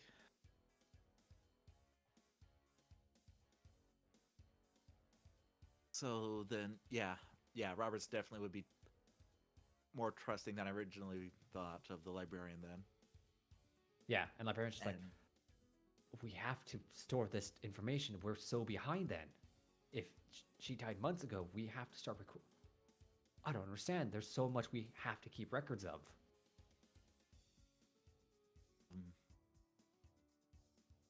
Well, perhaps I have some more news for you. It may be grim news, or it may have started with grim news, but you may have your name on more history papers. Oh no, I'm blanking on the name of the town. But I am recently traveled from that town, and they have a Ivanhoe? new industry. Yeah, Yeah. yeah. And then I he's don't- like, Wivenhoe, the small town north of Nola. Yes, that's the one. They have some. They are producing new kind of stoneware, but it's not stoneware. I do recall seeing in a notification that a new librarian was assigned to Wivenhoe. Oh, they are in for a treat. Yeah, that would make sense why suddenly they have a library again. So, the world is changing. How long till we hear back from the guild? Communications in this way take a day or two because that message will take all night to get to the main guild hall, and then it will take about another night before I get a response. because they were going probably to confirm your statement. Well, if it's being repressed, that may be difficult. Huh.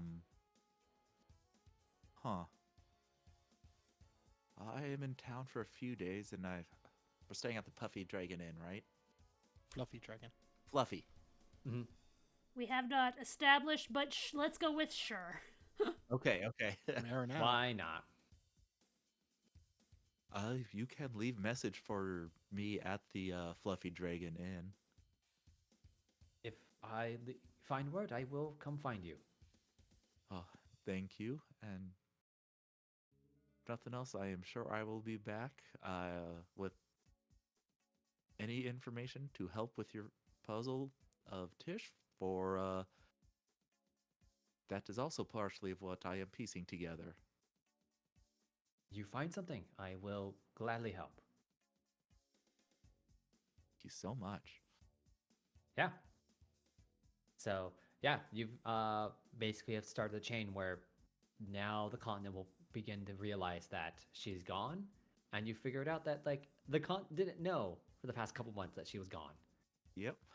So it's going to cause a big ruckus in the community or in the entire continent. Above the table, we also are now known to be in this city, and he just let the librarian know exactly where we're staying. Yep. Yep. Yep. Mm-hmm. No, it's great. So- It's great.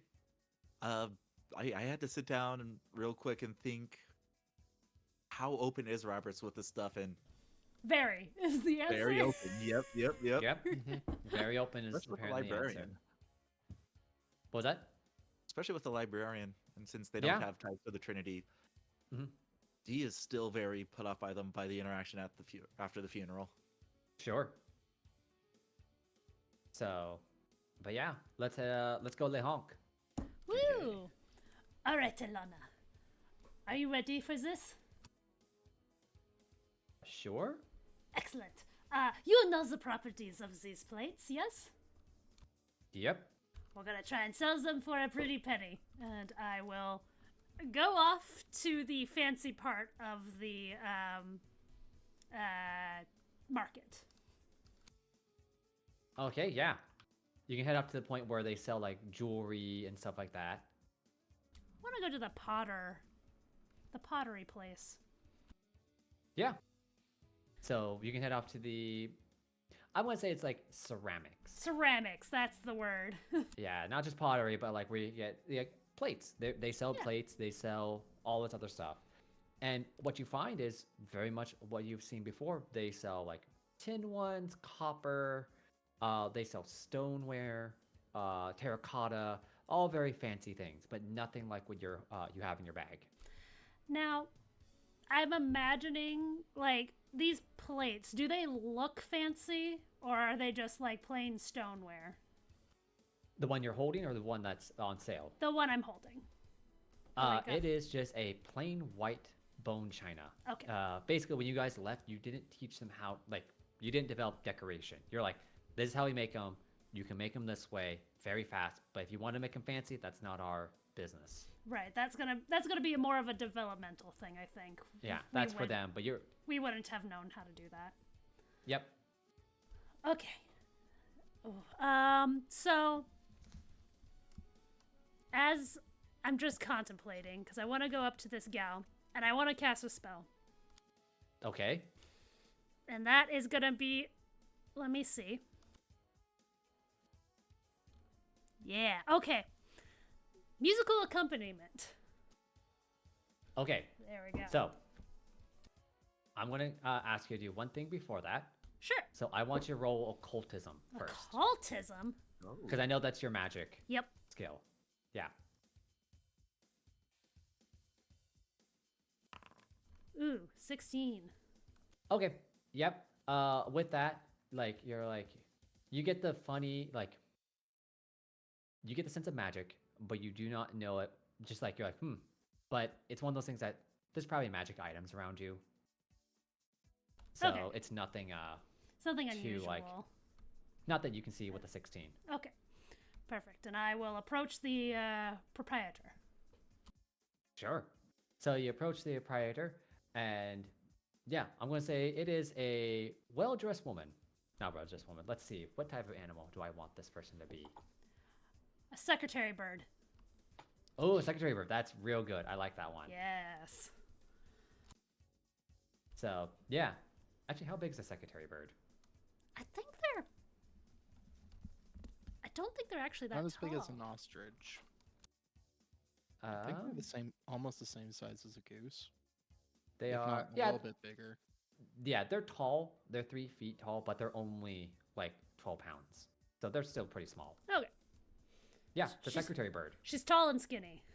Tall and skinny, dressed in a very fine dress, having like jewelry and everything adorning her.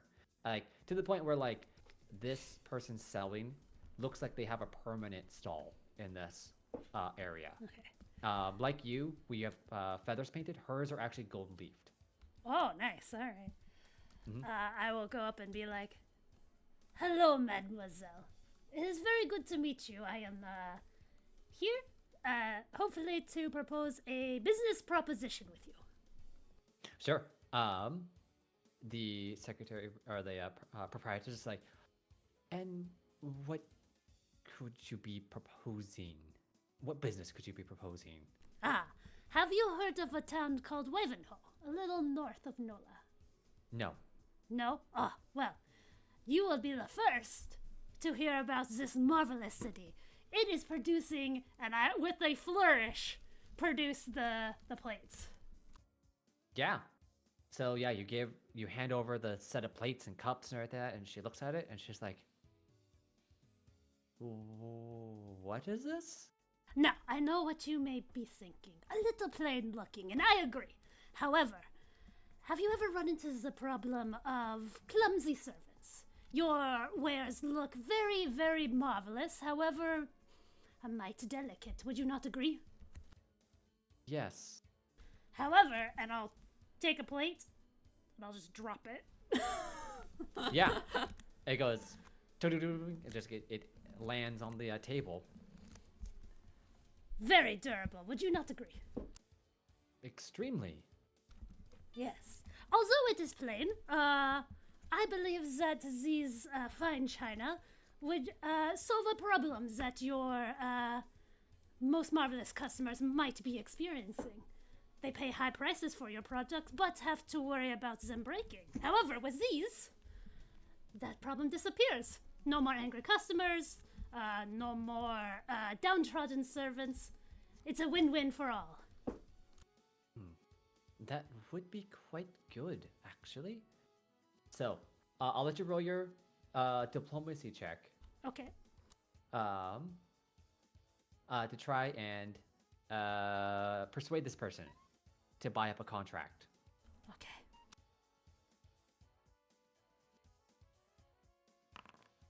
Oh, crit! All right. I got a crit! On fire with the diplomacy rolls. So, you chit chat with the secretary bird back and forth with Alana next to you. And basically, like, she tries to argue back about the plates. You argue, like, you make a point to it, and then you guys go back and forth until finally she wears down. She's like, "All right, I get it. This is just a better quality item." It very much is. I believe your customers will be very happy with these products. And I'm sure their servants will also be very happy. Yes.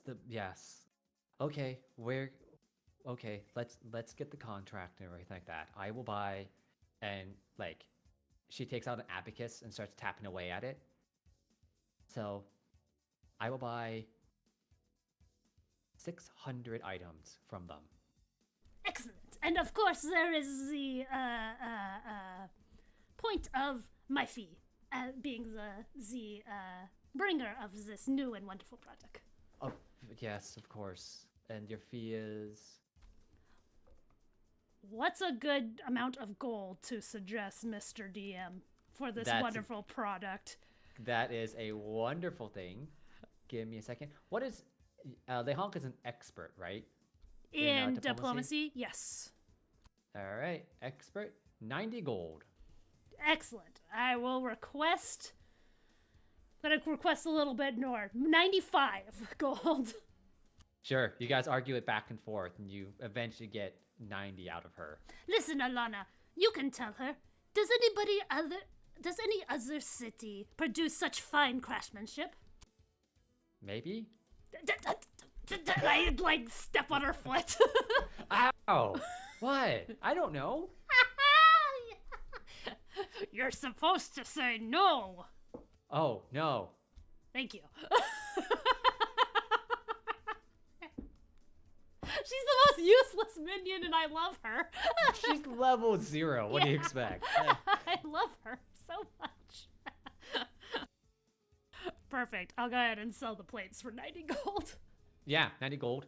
And you sign off a contract, and she's going to be buying a fair amount of porcelain or bone china from Wivenhoe. Perfect. That's exactly what I wanted. Now then, mademoiselle, it's great doing business with you. You are a part of this city, yes? Yes. Have you heard of a mesa out in the desert? And she kind of blinks at you for a moment. She's like, no. And she just says that out, like, straight face, like, no. Is she lying to me? You want me to roll insight for you? Yeah. Yeah, I'll roll that for you. Yes, 100% she's lying to you. Of course she is. She just looked at you in the face, blinked, and said, no. Oh, mademoiselle. You're not, how shall I say this politely? Convincing. What is She's wrong like, with this? What is wrong with this mesa? She's like, I don't know what you're talking about. Oh, look, another customer. She just walks away from you. That's weird. What do you think that was all about? Donna? I don't know. I mean, you did just make her buy like 1,000 gold worth of stuff. Well, yes, of course I did. That's what business is all about. She's not a good businesswoman? I probably got fleeced. That's exactly what this is. Yeah, she just shrugs at you. She's like, I don't know. Should have asked for 200 gold. This is fucking bullshit. I will spend the next couple days trying to find more information about this mesa. Yeah, we'll get to that. Okay. But before you leave like the upscale market region of it, you're actually stopped by 2 city guards. Oh, hello, gentlemen. How may I help you? Yeah, this is a Gila monster and an iguana stop you. And they're like, sorry, sir, but it looks like you've been casting magic in the market. Oh, yes, I say as the music that surrounds me changes Yeah. to make it seem more trustful. And he's like, whoa, sorry, sir. It's actually illegal to be casting magic while you're in the market. We've had too many people casting illusionary magic and other mind-altering or emotional-altering spells. So we've set up multiple alarms whenever someone casts magic. Oh, I see. I should have known this. I'll go ahead and end the spell. Yeah. I am so sorry, gentlemen. It was not my intention to fleece anybody, I swear. Uh-huh. Well, either way, this is just a warning. Don't be casting spells when you're in the marketplace. That is a good thing to know. Very good, officer. I have a quick question for you guys. Uh-huh. I heard from outside of the city that this city has been harried by desert hooligans. Yeah, that's why we have the pass system right now. Yeah, what's going on with that? When does this start? It's more or less we're just trying to tamp down on the amount of people coming into the city. The slums have gotten really bad, and so we're at a certain capacity. We can't do very much. Ah, I see. You're trying to control the population size of those that you can support. Essentially. That's what we're doing. Ah, I see. I see. Very Unfortunately, there's a plague that's been going around the different slums. The more and more people come in, the worse it gets. So we're just basically making it so that people who come in have to have money or jobs so they don't end up in those areas. A plague? When did this start? Oh, a while back, but I mean, cities always have plagues. It's just the population's gotten so dense, the plague's gotten worse and worse. So that makes sense. Any idea where it started from or symptoms? I mean, I don't go down. It's mostly in the slum. Okay, I see. That makes sense. Question for you. One more, and I will let you be on your way. Sure. I have been asking around, and have you guys heard of a mesa out in the desert?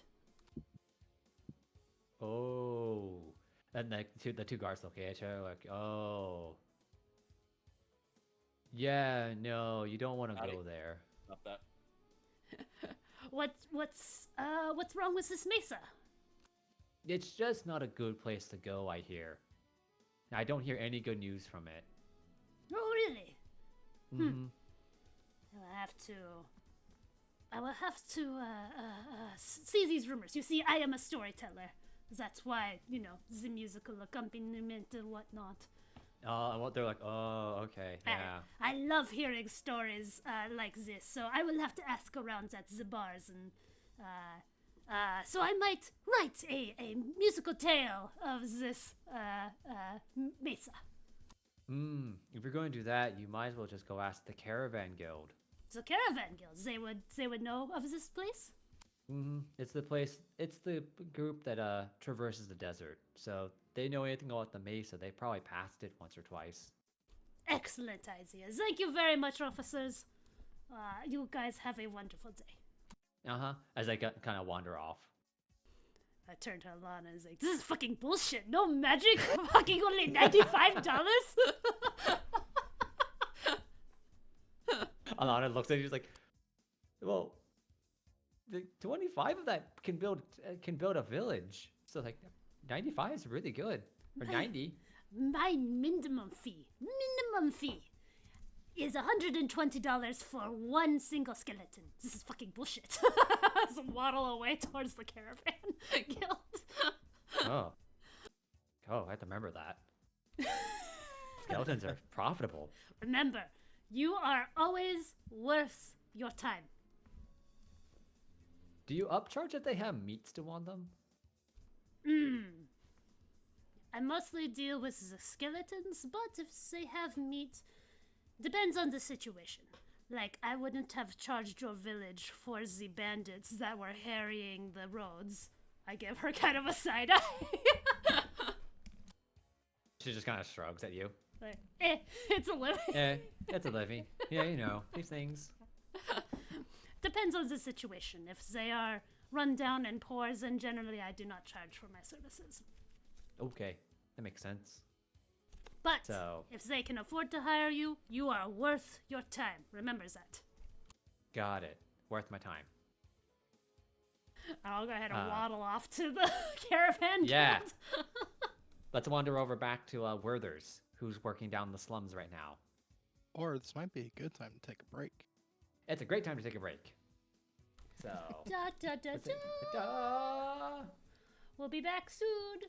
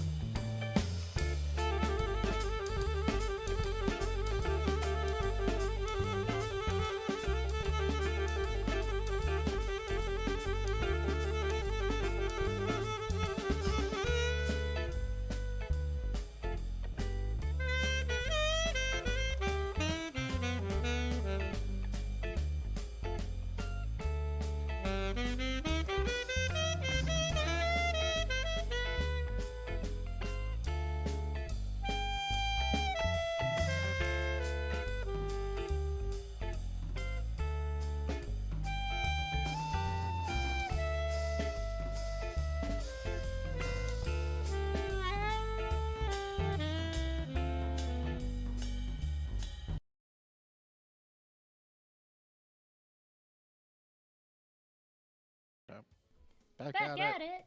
it. So, we're back, and we'll cut back to Werther's, where you guys are in Belroux. Yes. So you are currently in the slums, and it looks like your contraption of putting the purifying spoon attached to a chain and pole. People were kind of not trusting at first, and then eventually they figured out that like if they use that spoon and ladled it into like pots, the water tasted better. Mm-hmm. So eventually, over like a couple days, you start seeing like new cases of dysentery start to disappear. Huzzah! Yep. Like, meanwhile, I'm still like manning this clinic and like trying to treat people. Yeah, very.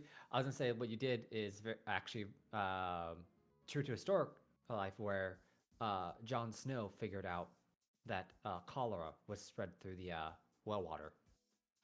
Yeah, I don't remember how he tricked the government, He London, into it. he took off the pump handle and figured it That's out right. because he was like, That's right. I'm pretty sure it's the water, and he just took it off so they couldn't use it, and voila, cholera disappeared out of the community. That's right. He's the first epidemiologist. So Yeah. But yeah, so as you're running the clinic, basically cases of dysentery start to disappear, and slowly, or like the time you are in the slums, you see it like people recover and they're not reinfecting over and over with this disease. But the thing you cannot figure out right now is the breathing problem you see pop up. Yeah, because I haven't done a medical check on the swab that I've taken. Yeah, so I would want you to do me a medical check on that swab. Oh boy. I'm actually not trained in medicine 6.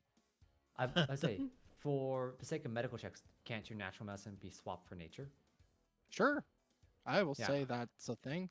I thought that's the thing you 20. did. 20, it's Yeah. better. So with the 20, you're not quite sure what the hell is causing this. So you see it in like not a huge amount of people have like the obvious symptoms of this breathing problem. But nothing you do really fixes it. That's the issue. Anti-plague is having little to no effect on their recovery. So right now you're assuming that like your anti-plague that you're making isn't doing anything. You vaccinate, you try to think about vaccinations, it's not doing anything. And you can't figure out like how with the water, that's where the dysentery is coming from. Instead, this breathing one, you just aren't quite sure how they are coming down with it, because it's not like one person in the house has it and then everybody in the house has it.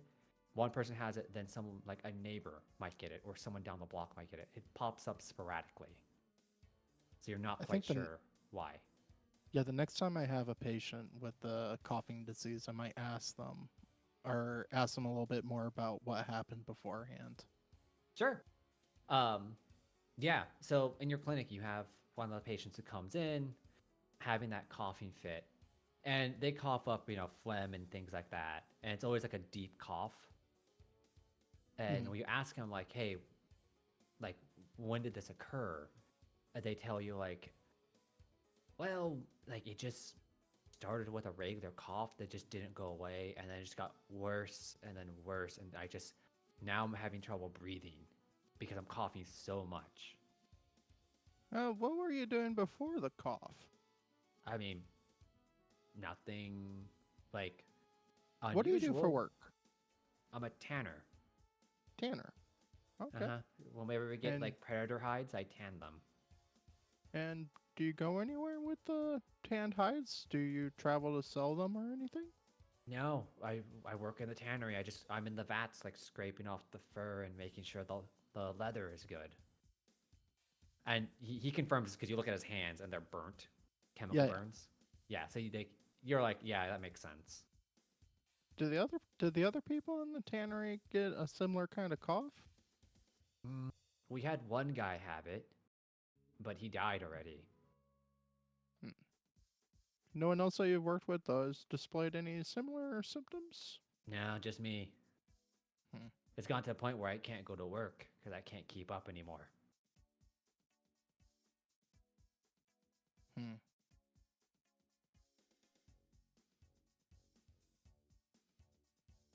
Okay.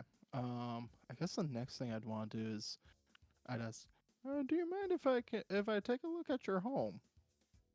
I mean, if it somehow you can cure this, sure. It's not very much. Yeah, I want to travel to the house and kind of like inspect like the materials and kind of like the general inspect what materials it's made out of, but also the hygiene level. Yeah. So I'm gonna say this is the animal you're talking to is a gibbon. So monkey, Okay, yeah. small one you're talking to, and like yeah, he shows you his home. It's basically just it's a studio, like it's just one room, and he looks like he lives with like 3 other people, maybe his wife and kids. Mm-hmm. So it is pretty normal for what you have seen in the slums. What would you like me to do to like see what are the walls and stuff made out of? Mm. That would have been a lore skill, but let me look what would be a good one there to figure out what the.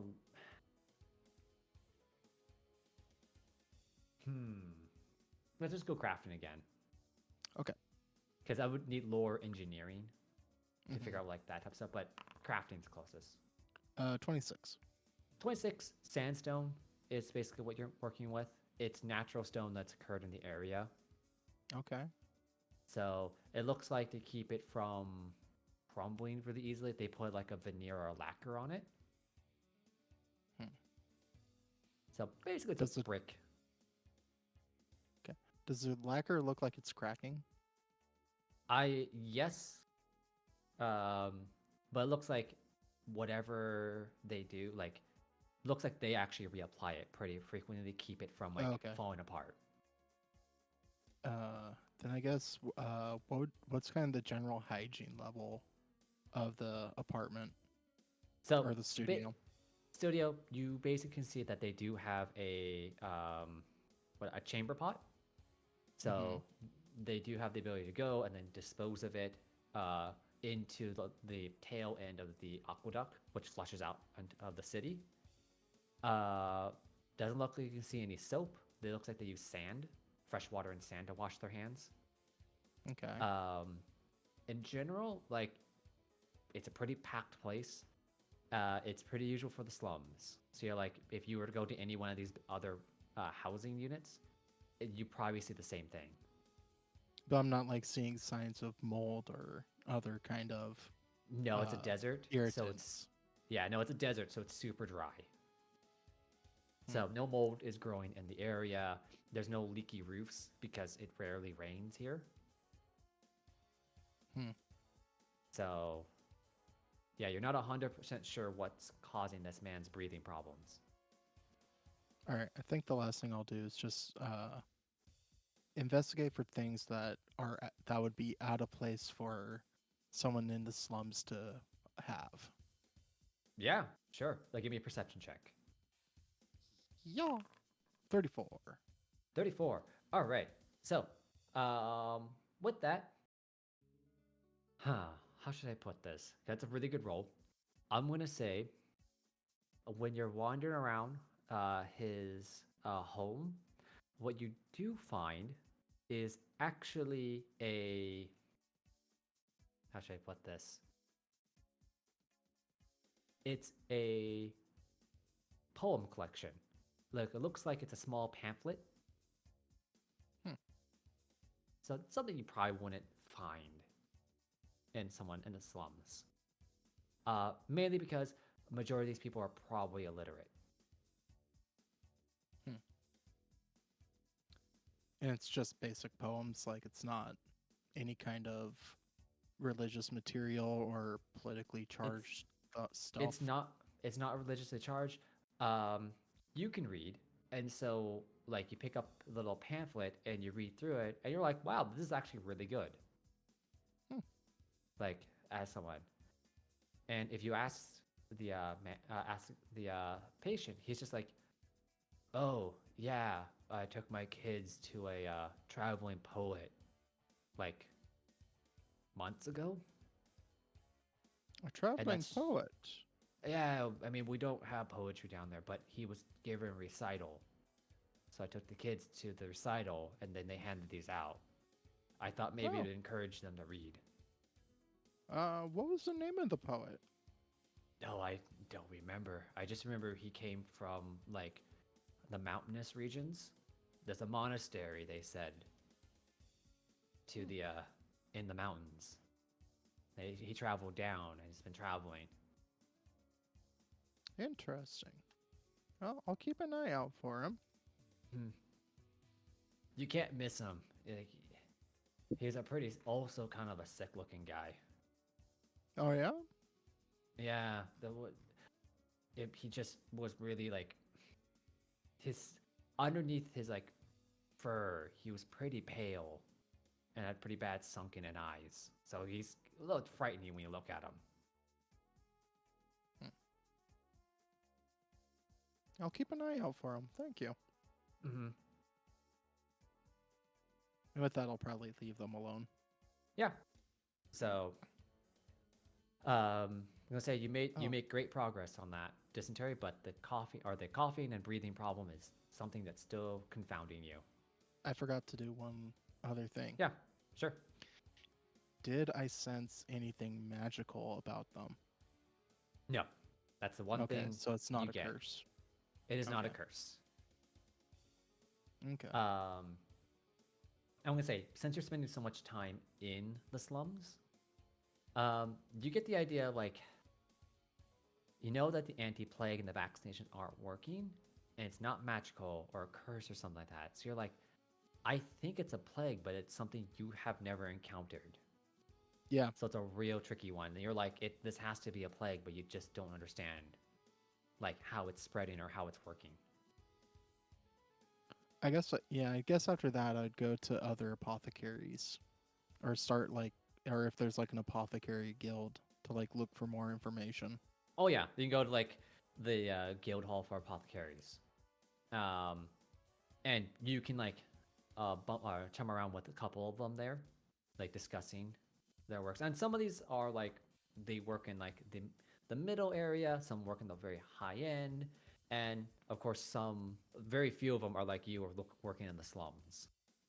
Mm-hmm. And when you talk to them, all of them talk about how there's at least one or two people suffering from the same condition, and none of them are figuring out what the hell is going on. Because if it's a slum disease like dysentery, it should be in the slums. But they're all really confused why it's in the middle area, and then also some of the really rich folks have it too. All right, with one of them I'll ask them when did your most recent patient start displaying symptoms? Well, our most recent patient, mine, probably about a couple days ago. The way we kind of confirm it, we call it, right now we have no idea what to call it other than the sanguine fever. Okay. It's notable because of the blood they cough up. We believe it's something like bad blood. Maybe the body's rejecting it. We're not quite sure, but it's most notable with a cough that gets worse, shortness of breath, then it's coughing blood, a fever, and then usually at that point in time, it's death follows. Got it. Tuberculosis. Congratulations. No. Were they at any kind of event before this happened? Not that I know of. We've been trying to track a single sanguine person, but we can't find any. We thought it was the poet that came in many months ago. They were so sickly. We thought it was them, but some of the people we are sick did not attend that event, but still show it. So we're not 100% sure what's going on. Hmm. So it's had us all Well- stumped. Yeah, that's a dead end. Mm-hmm. Mm.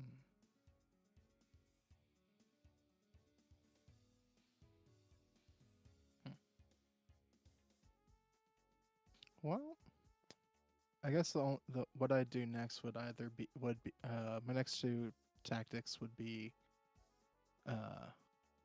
check out records in the library or read Tish's journal and see if she has anything about it. Sure. You can head back to the group, wherever you guys are staying, if you want to report back.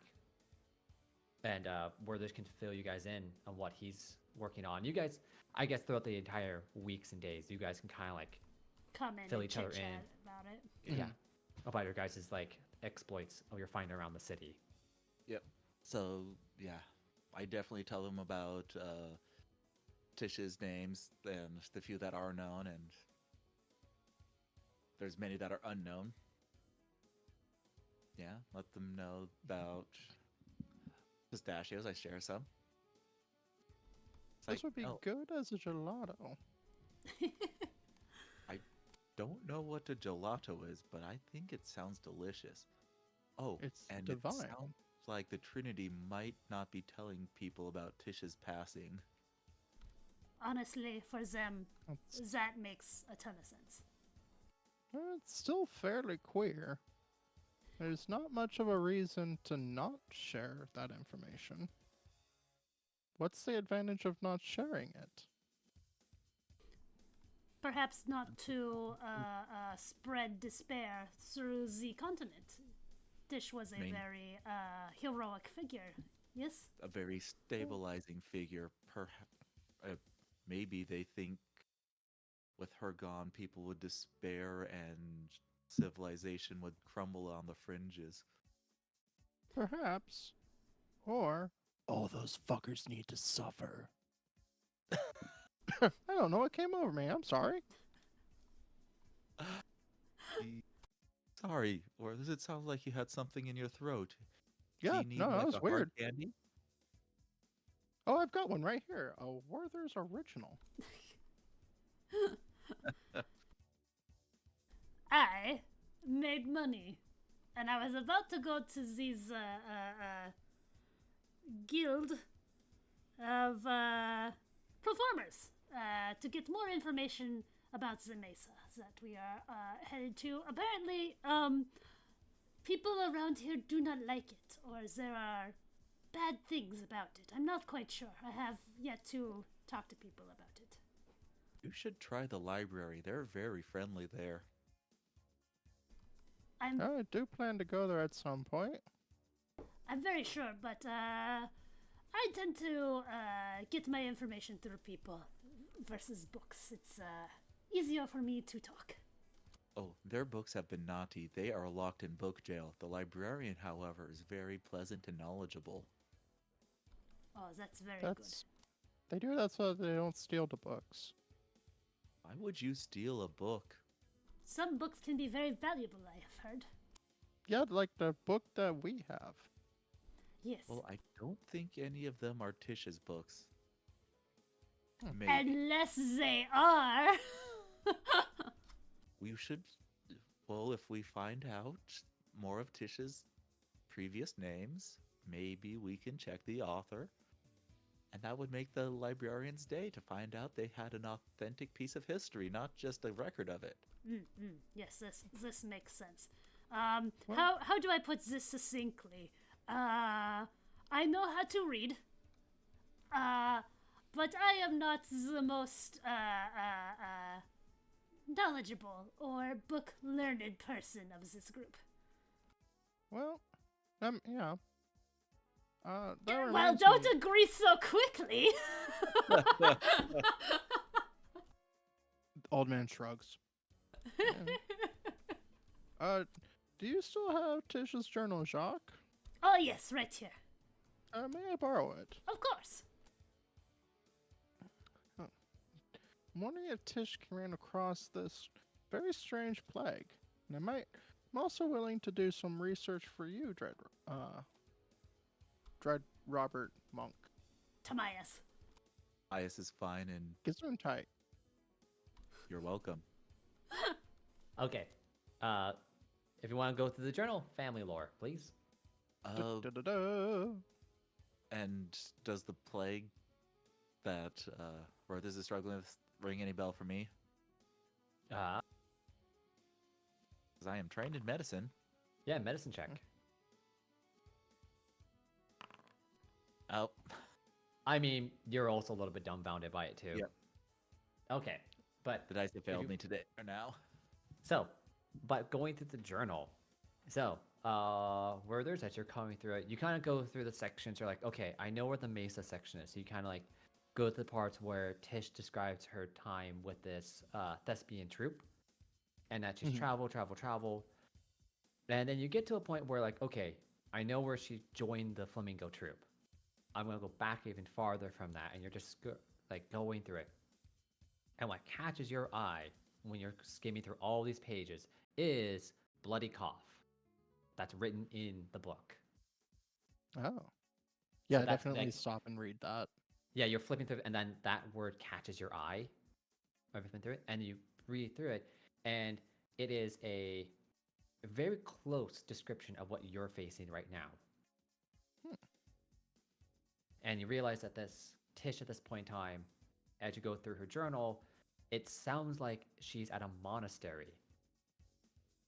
Because she describes talking to monks, like the different monks there. She describes incense, and then she also describes in a village near the monastery this like bloody cough that keeps popping up. And as I read, I don't. There's nothing that she's figured out on like how to treat it or anything. So yeah, I'm going to get to that. So because I'm giving people time to write. Oh, gotcha. As you Note-taking. continue reading through it, she describes that it is definitely a plague, and she's figured out that it is a plague through like very like detailed experiment and research. But she also says that the current anti-plagues of the time are nowhere near strong enough to deal with it. Oh. So she describes and gives out a recipe for a custom anti-plague against this bloody cough disease. Okay. And you go through, you're like, okay, I know what this part is. I know what this part of the medicine is. I know what this part is. This all seems very like, okay. Until you get to the bottom, and there's 3 ingredients which you look at are like, I have no idea what these are. And then you continue flipping through, and it looks like up in the very top of the mountains, there are different like steps in the mountains where very high altitude plants grow. And different things, pharmaceuticals grow. That's where you can find these different plants and other like nature items that you can distill down to make these final reagents. Okay. So it looks like she figured out by going through all these different, and you go through her notes, and there she's like, okay, I tried this, and then finally she's figured out like a tree bark you can use. She's figured out a certain like taproot you have to use, and then certain insects you have to use, like they're not the insects themselves, but like the shedded exoskeleton. Like those after they pupate, those things you have to collect and boil down. And I'm guessing they have succinct enough descriptions that I could Oh, yeah. find things. Straight up, she has drawings. Okay, good. Drawings and diagrams and everything like that. Like some of them are like a certain type of mold that you're 100% familiar with, and you know it's good for anti-plague, but it hasn't been Penicillin. working. Penicillin. Essentially. I'm gonna say you know what penicillin is and stuff like that, but you're like, if I distill this mold, it works as really well as anti-plague, but it's not working. And essentially, Tish's notes say that you need the penicillin, you need the taproot, the tree bark, and this like insect shell all combined together. That makes an effective treatment.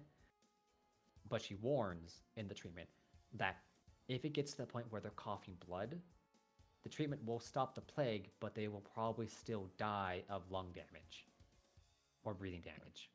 So like there's a point where like if you administer it too late, it doesn't do anything. Like that fate's already sealed. Okay. But if you can catch it before the blood shows up, then yes, you can 100% cure them. So Okay. you would have to head to the mountains to the west to find Which the is ingredients. probably another couple weeks. From your recollection, you're not 100% sure where this monastery is. You might have to go to the mesa first to figure out and get your bearings. Are you trying to tie in my plot with the main plot? This was actually a main plot. You just found it. Oh. Yay! Yay me! Woo! You just so happened to go in and do like medical stuff in the slums. Yay, good So- character. Yep. So this is actually a main plot point past the mesa. So she basically left the monastery to join the Flamingo Thespians. Oh, okay. So, but from here, you have no idea relative to Belroux where the monastery is. It's only relative to the mesa can you figure out where the monastery is. So we have to go to the Okay. mesa anyways. Yeah. You do, yeah. So any point in time when you travel through Chish's diary, you won't know the next step until you get to the relative point, which is next on the list. Mm-mm. Skipping Okay. steps, you just don't know because the world has changed so much since she's traveled. Do I also come across any of the aliases that she went by? Sure. I'm gonna say since Timaeus actually asked or pointed it out, as you're going through, you actually find the one she used when she joined the Flamingo troop, Ooh. and that's gonna be Robab, Robab. Ooh. I get to visit the hummingbird again. I will definitely pass that on to Dreadmonk Roberts. Yep. My new friend appreciates this knowledge. Thank you. I'm sure I know how to spell flamenco. Oh, flamingo, not flamenco. THULMYNKO. Z. Or Yes, it's silent. SHOVEUPYOURASS. Yep. Oh, there's an So- IT in there somewhere. So yes, Werther's, you figure out that like, all right, if I need to solve this plague that's starting to spread around, I need to actually head to the monastery up in the mountains. Okay. All right. Well, looks like we still need to go. We need to find Mesa first. Perfect. I was going to go to the traveling group and figure out more information on this mesa. So we might I find will it. ask some of the patrons in the Fluffy Dragon. Mhm. So- Finish what you were saying. I'm sorry. I don't remember. Nonetheless, Yay! I did it my part. we can cut to Le Honk going over to the Travelers Guild or the Guide Guild to Yes. discuss where to go. Hello, gentlemen. Yep. So you head into the doors. It's basically just a bunch of people who are prepped for traveling the desert, and they're all like, some people are mapping out like, oh, we're heading to this town. We're heading to this town. My client wants to head to this prospecting site. So we need, and they're just going back and forth when you enter in the thing, and you head up to like the guild leader who's behind the bar discussing something. And when you greet him, and yeah, you say hello. He's like, "What can I do for you?" Can this guy be an armadillo? 100% is armadillo now. Excellent, perfect. Hi there. I was wondering, my group needs to go to this mesa that is in the middle of the desert. I have heard around towns that it is kind of sketchy, but I need more information. Sure. When you ask about the mesa, like it's more or less like a record stop. Yeah. And everyone like stops and looks. Okay. And Maybe more than a little sketchy. The guild leader's like, what do you need to do there? Like, what business do you have there? Well, you see, I would share that with you, but it is deeply personal. I'm sure you understand about this.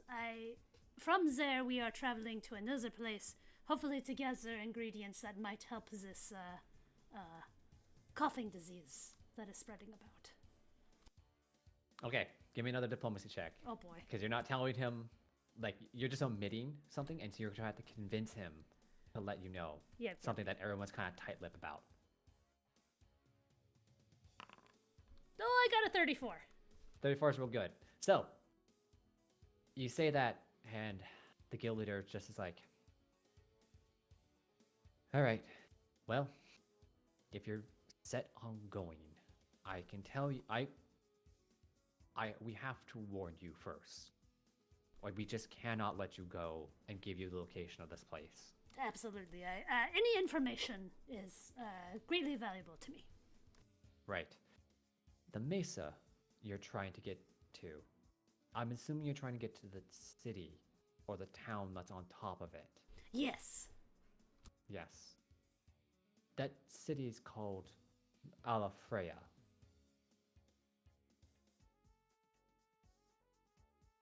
Alafreya, yes. Yeah. The reason why we don't discuss it and why everyone kind of turns their back towards you, it's a city where people go and disappear. How should I put it? It's run by a very, like, well-established gang in the desert.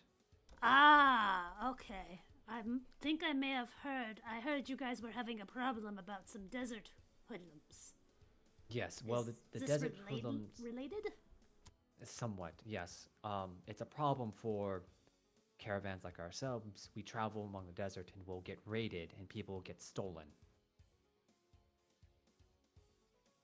And when they're kidnapped like that, we usually assume they go to Alafreya. Do you know why they are stealing people? That seems very odd. Mining. Mining? They are using slave labor. Yes. Well, that's just fucking bullshit.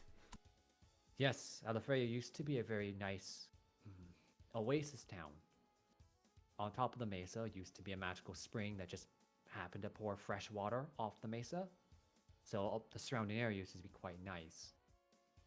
That is until they figured out that there were valuable metals and other items in the mesa itself. So there was someone who figured out and prospected the mesa and then found a use for the metals in the mesa.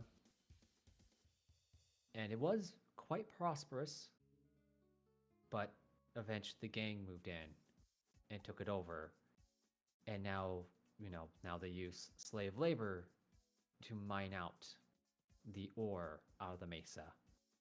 Thus, you can think of it almost like a prison camp. That's not good, no. It's not good. So most people stay very far away from it and don't go anywhere near it for the risk of being kidnapped and basically disappearing inside the mesa. Yes, this is very, very bad news. I'm trying to think. What is this gang's name? Do we know? Oh. Honestly, I don't know. Like, it's... How should I put it? None of us really take the time to know who they are. We do know of them. Like, we know who they are by their outfits, but we don't know a name, if that makes any sense. Any information about these outfits would be greatly appreciated. What do they wear? Oh, sure. They're most notable for their blue, like, uniforms. It's a kind of... So, well, imagine like any desert traveler, like the nice, like, loose clothing, like face mask, everything like that, head wrap to keep you out of the sun. Or most people will wear white, they wear light blue. Gotcha. I'm just imagining Link from Breath of the Wild his his desert outfit. That's what they're Close. wearing.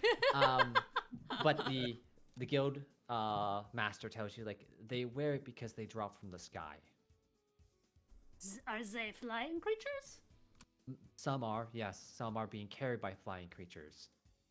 But they wear blue because against the bright sun and the bright blue sky, we can't see them. So they can sneak up on us very easily. That makes sense.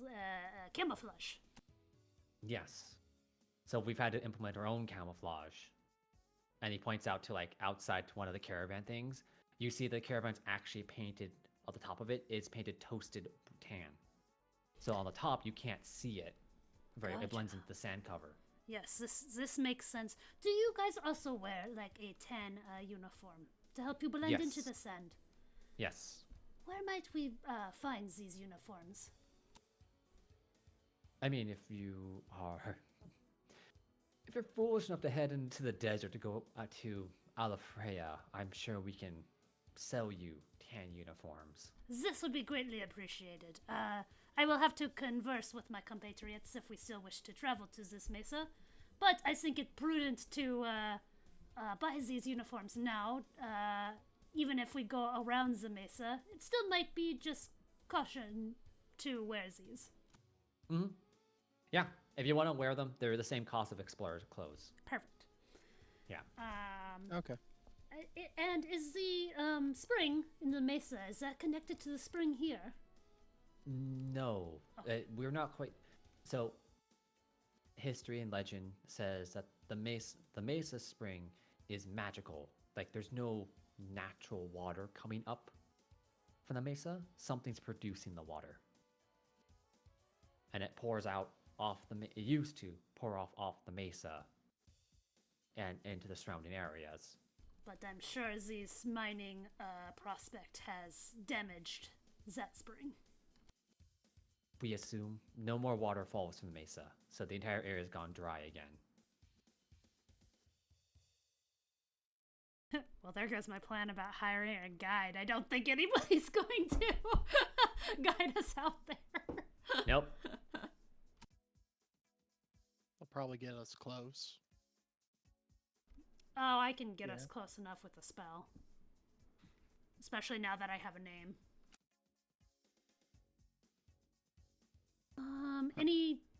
I assume these two are with me. Any questions you guys have? Oh.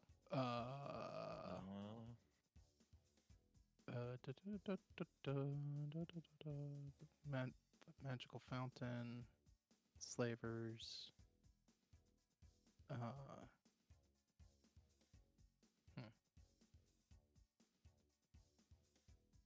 that I No, can I'm good. think of. At least not for the guildmaster. Yeah, the Guildmaster also warns you. He's like, also, I would err on the side of caution when you approach the mesa, if you get anywhere close to Alafreya. Oh, really? Yes, it seems that from last reports, people who've gotten close to it to scout, because some people are still foolish enough to get close. From our best knowledge, it looks like the gang has used the money they've procured from mining the mesa. They have firearms, so they can hit from quite a ways away. Oh, that is unfortunate because I have wood arm. How do they? Yes. How, they need someone to treat those burns. You can't keep your arm on fire. Yes, both, but the money solves a lot of things. I think they mean... It doesn't solve third-degree burns. No, I think they mean like a mechanical crossbow. It is a very specialized weapon. Kind of rare, is it not? Oh. Normally, yes, but I do know there is a firearms town, a town that specializes in making the black powder and the actual weapons. Is that on the way to Ooh. the mesa or somewhere located somewhere else? No, from my knowledge and from talking to travelers who've actually bought the weapons to sell, it's farther north. Got it. Okay. Well, this will be fun, guys. Challenge accepted. Yep. So basically, he tells you, like, yeah, you can head there. There's a gang, and also they have snipers. So you will have to be careful approaching the mesa. All jokes on them. I'm a cockroach. I blend in with the dirt. But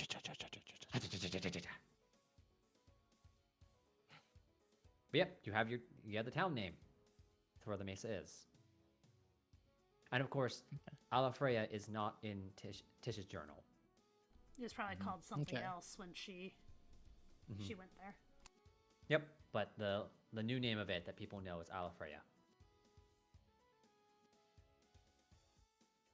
All right, that's going to be interesting. We're so good at infiltration missions.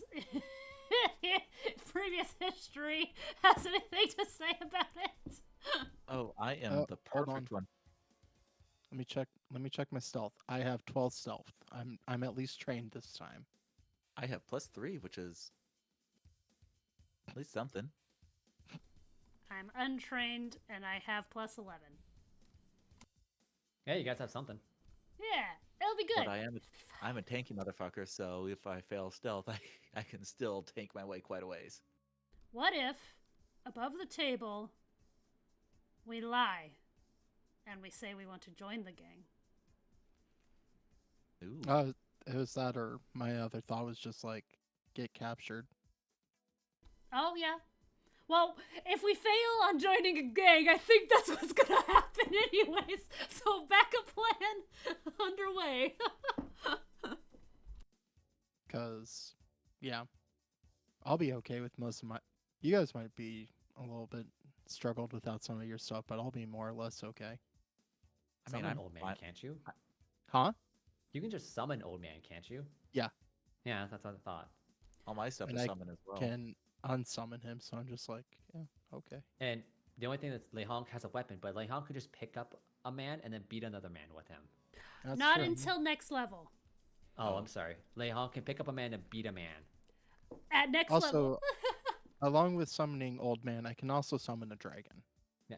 Wait, I oh yes, you can summon a dragon. I was I gonna say, can summon a dragon. I thought Lehong had Thrash.